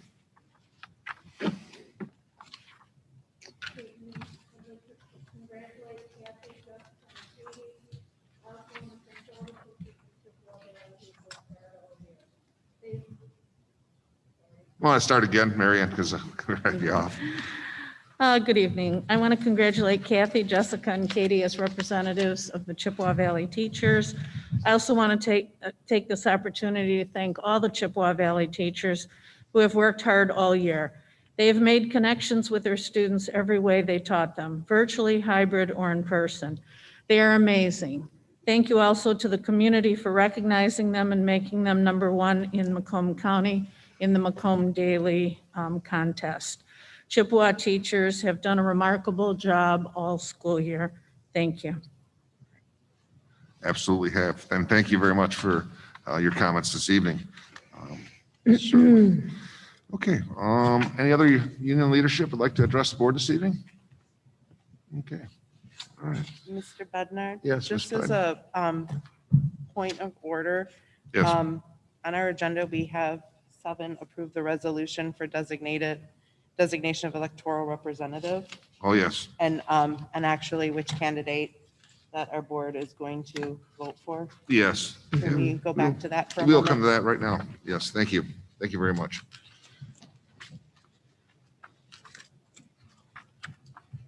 It was G7.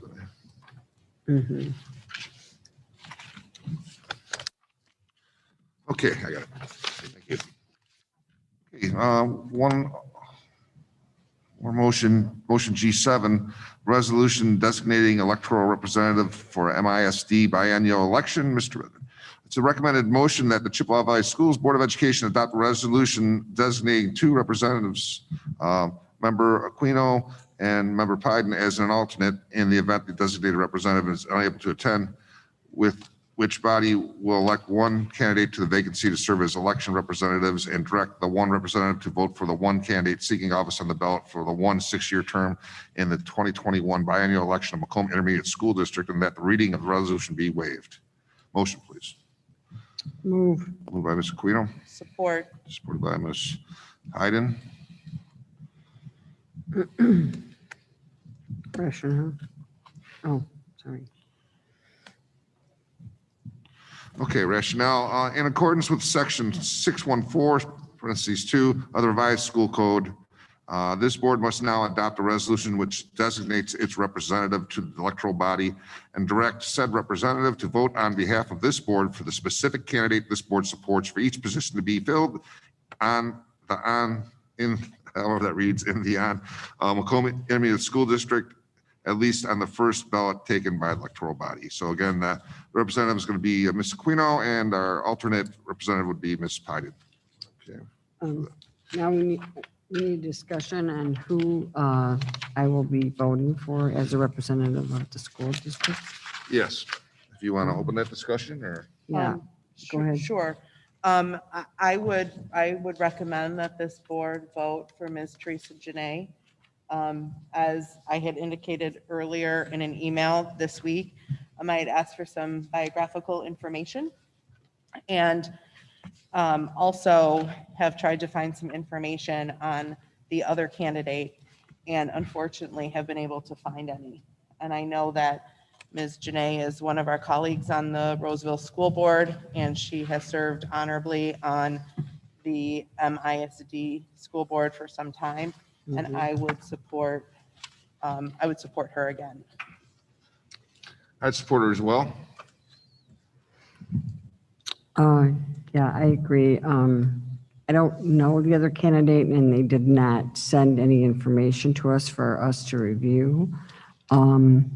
So I would support Ms. Janae as well. She's been part of the school board in Roseville and at the ISD for a long time. So if I had other information from the other candidate, I would certainly have considered it. Okay, Mr. Vojtovich? I would also support Ms. Janae. Okay, and Dr. Andrasco? I would also support Ms. Janae. Great, thank you. So it's unanimous. The board will move forward, Ms. Aquino, to, Yep. we'll put our vote for Ms. Janae on, what, is that Tuesday? No, it's Monday, June 7th. June 7th. Okay. Any other questions or comments for the board? Ms. Sadlam, were you able to get the names and the candidate and so on? Were you able to get all that? Okay, I'll make sure before I move on, so we're all on the same page. Okay, great, thank you. Thank you, everybody. Okay, we'll move, we did union communications. Wait, Mr. excuse Bednar, me. we do have to do a roll call. Oh, roll vote as call. well. We'll call vote, Ms. Hayden, please. Ms. Aquino, Yes. myself, yes. Dr. Andriashko, Yes. Mr. Bednar. Yes. Mr. Vojtovich. Yes. Thank you. Ayes all, motion carries. Great, thank you. All right, moving on to I, administration reports, Mr. Roberts. Sure, just two things. First, I think Scott wants to talk about some bond budgeting. Is that correct, Scott?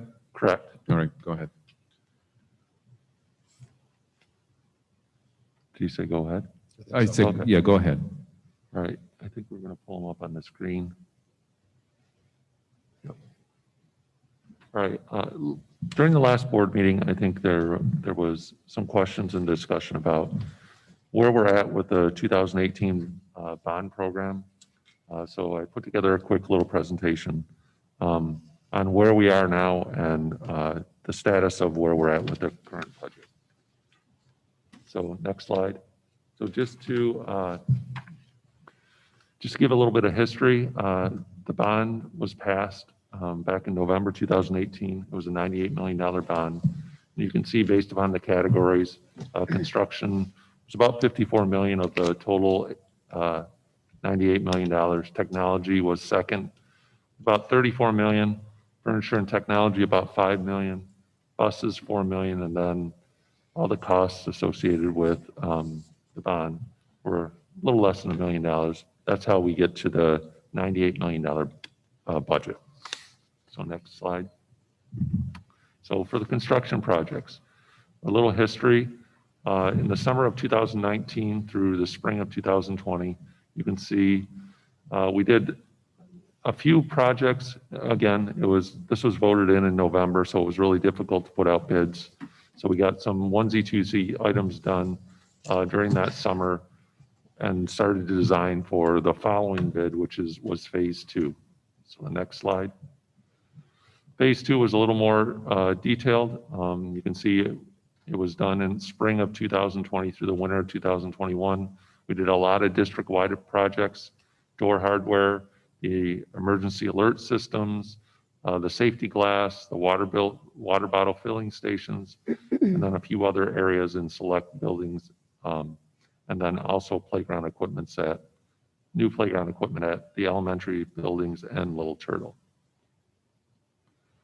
Phase 3, which is this upcoming summer and through the winter, you can see there, we're basically focusing for the most part on the middle part of the district. You can see Cherokee, Miami, Erie, Huron, Algonquin. We're doing some office renovations there, roofing and mechanical. Middle schools, we're doing the tracks and scoreboards. Chippewa Valley High School and 9th grade center, we're doing quite a bit of work. Mohegan High School, some work. And then the administration building and maintenance building, we're doing some paving, mechanical, and other areas. So really, phase 3 is really the center part of the district. Right now, we're in design phases for phase 4, and that's scheduled to be worked the summer of 2022 through winter of 2023. We're looking at paving at Cheyenne and Ojibwa, Fox and Mohawk, paving, roofing, and mechanical. Ojibwa, we're looking at some roofing. Iroquois and Seneca, paving and some building renovations.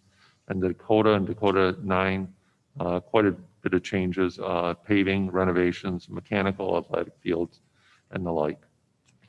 And then finally, phase 5, which will happen in the summer of 2023.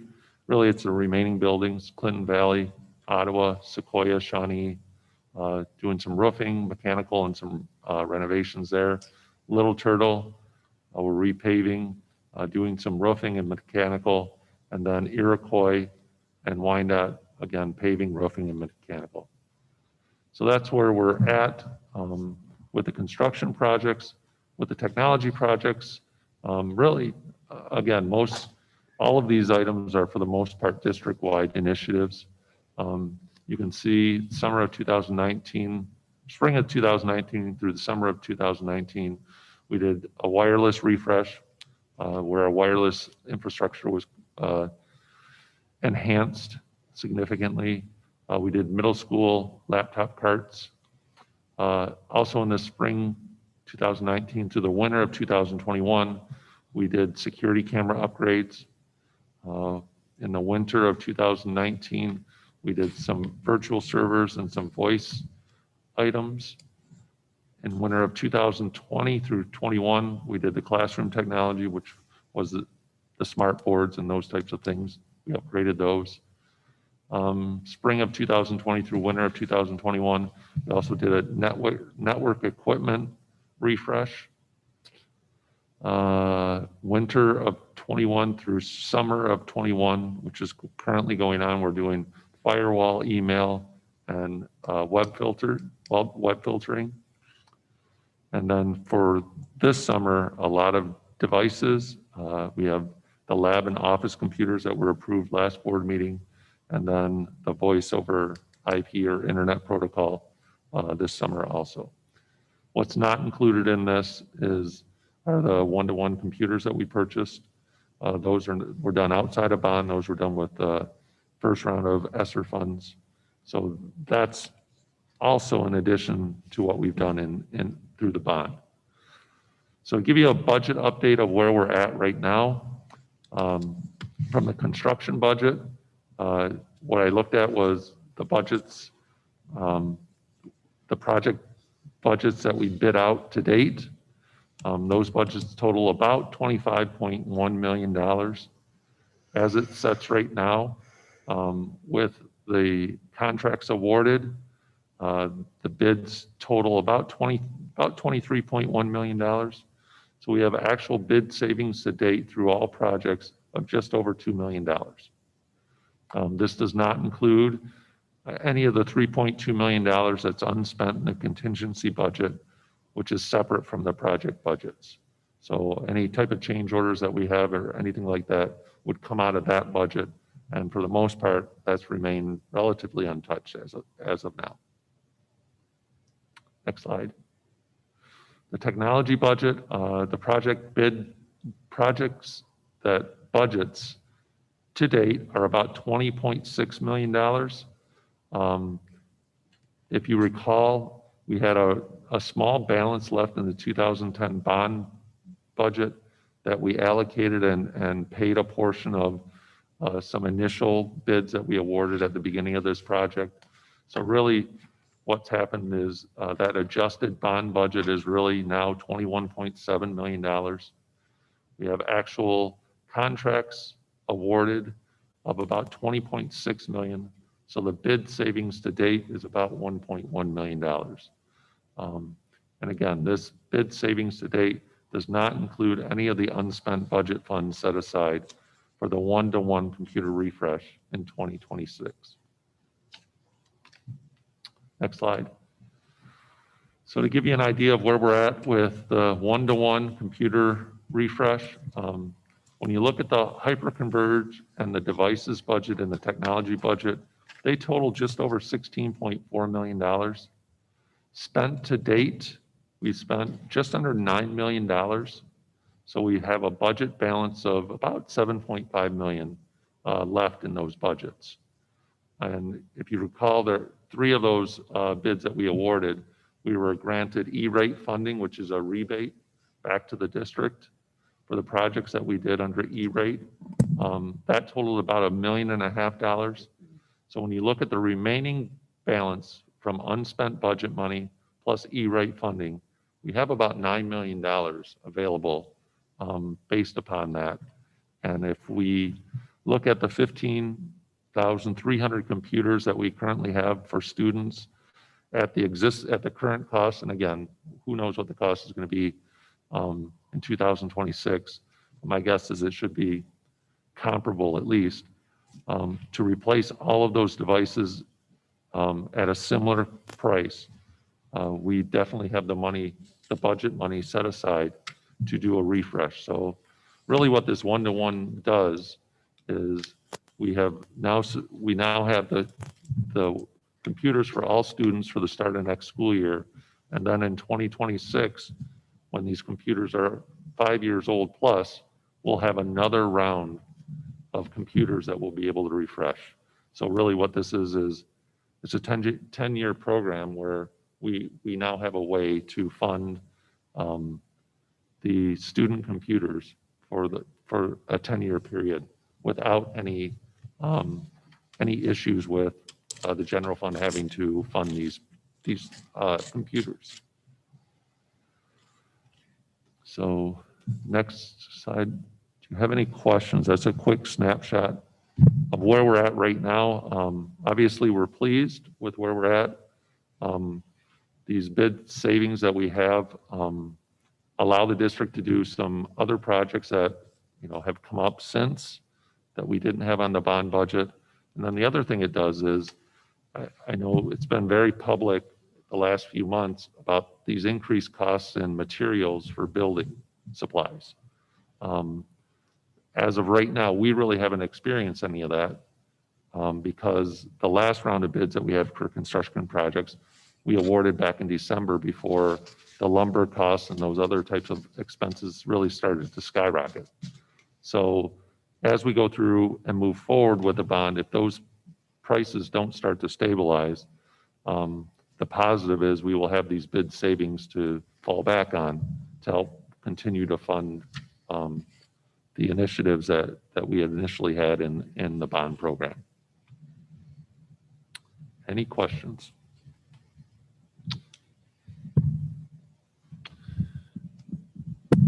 I have a question.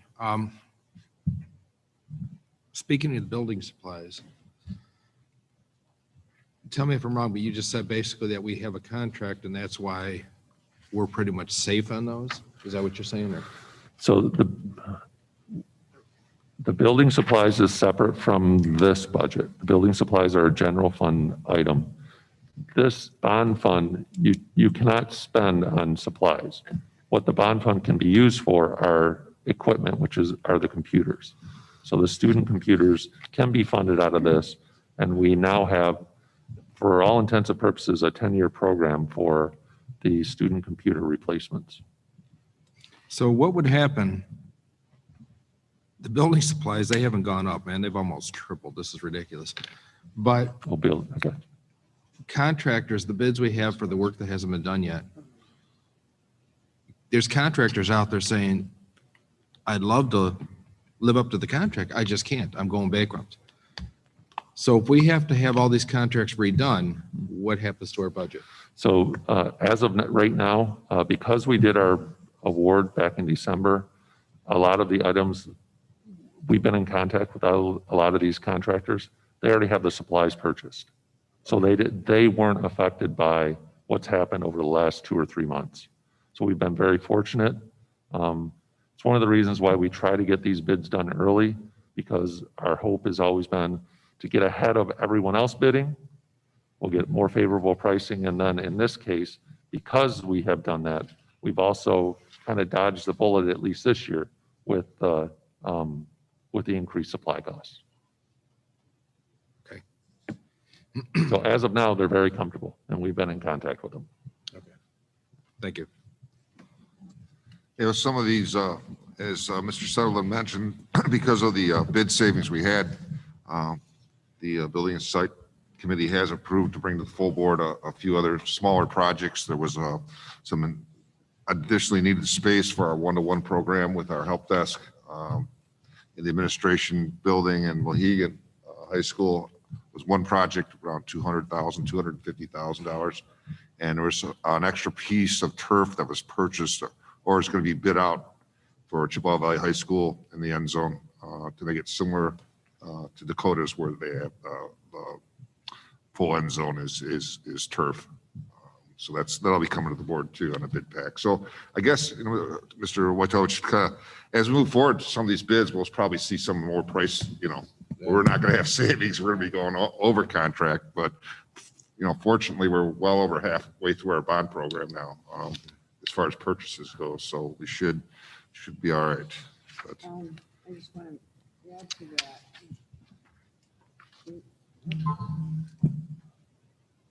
I don't know, I never read light away. It's just battery's going. Oh, God. There you are, Okay. Anyway, that turf, just because, you know, I'm sure maybe you're wondering about the turf thing. In Building and Site, they brought that to us. The athletic director there had asked for that to be added because of the additional ability to have practices and field time for more sports at the stadium. So I don't remember how much it was, That's but it's going to be $60,000. good. But anyway, just to keep you up to date or if you have questions. Yeah, thank you. Mm-hmm. Okay, any other comments or questions for Mr. Sutherland? Okay, Mr. Sutherland, thank you so much for putting that report together. That's very informative for us as board members to see where that bond budget is and how we're, you know, getting through it now. And it's good to see that we've achieved savings in that also so that we can extend that bond further out, because I don't know when we can bond again in this community. So, but it's looking good. And thanks so much for your work on that.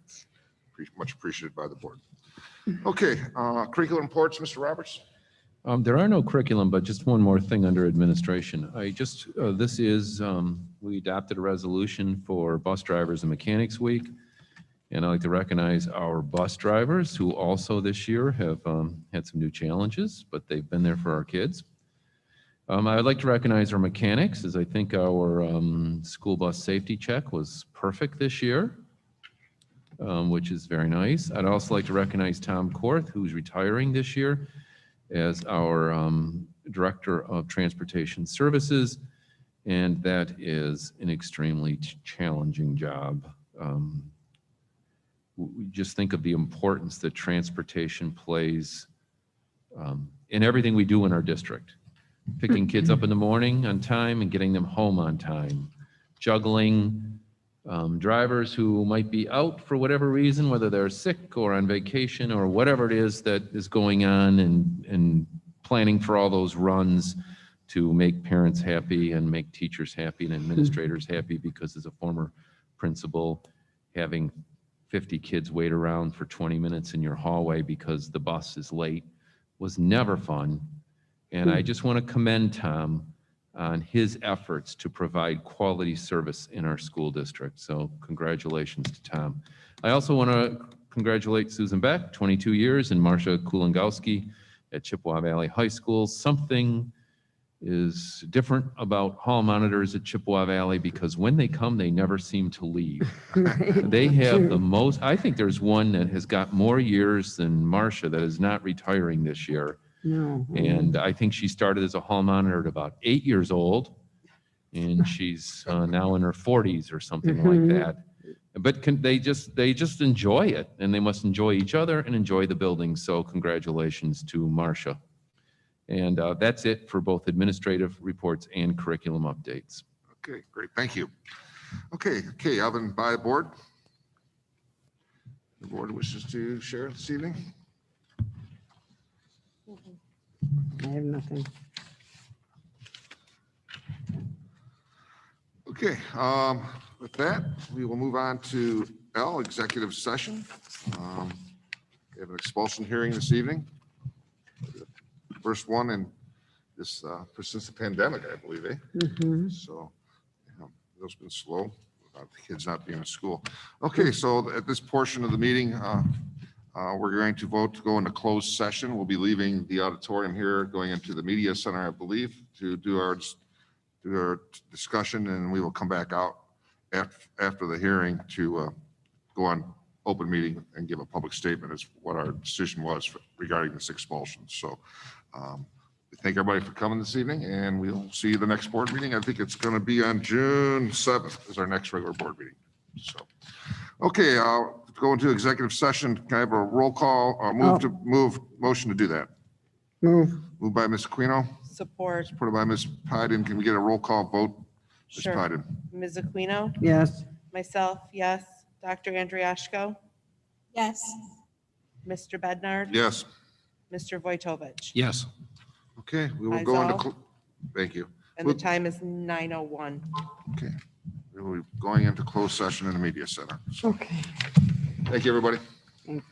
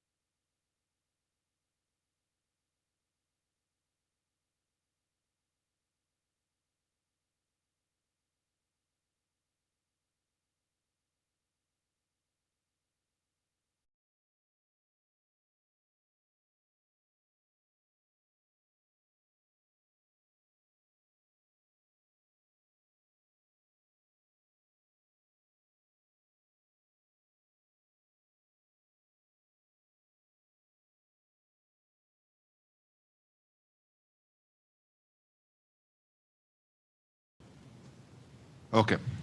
Okay, we are back into open session of Chippewa Valley Schools Board of Education meeting at 10:45 p.m.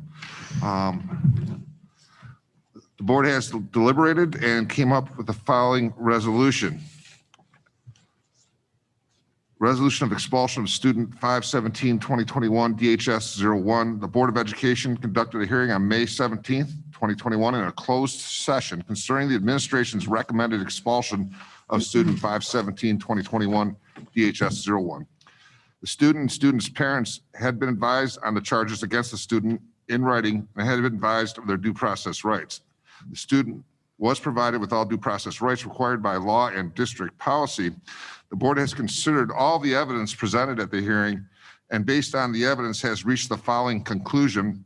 Student 5/17/2021 DHS 01 was guilty of section 4.15 false alarms, false reports, and bomb threats. Section 4.39 gross misbehavior and State of Michigan Revised School Code section 380.1311A parentheses 2.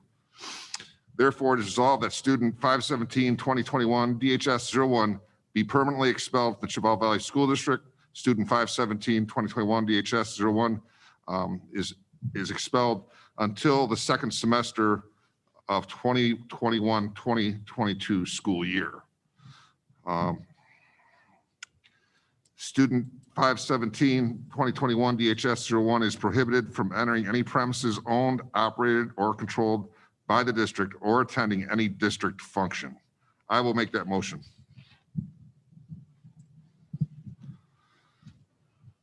Anybody want to support? Support? Yep.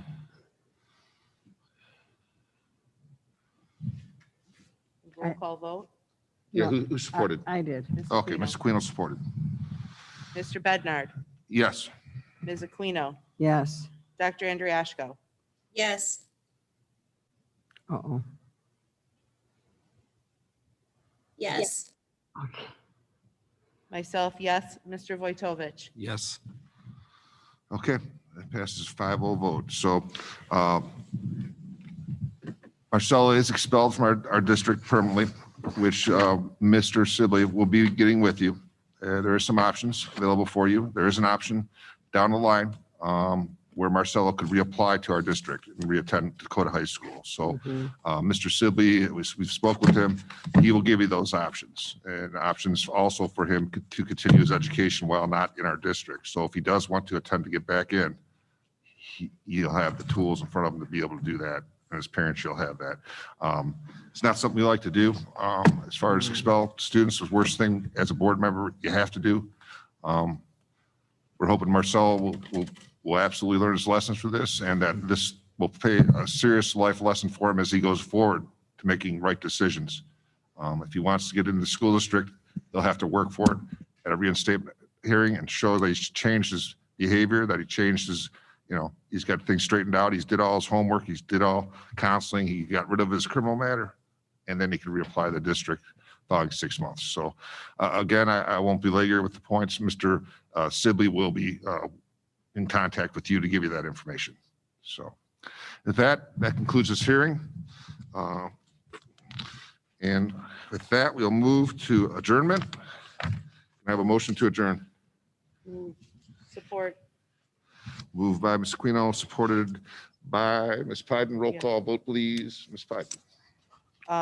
Ms. Aquino. Yes. Myself, yes. Dr. Andriashko. Yes. Bednard. Yes. Mr. Vojtovich. Yes. Izal, and we are adjourned at 10:50 p.m. 10:50. Okay, thank you, everybody, for your work tonight, and we wish you all the best.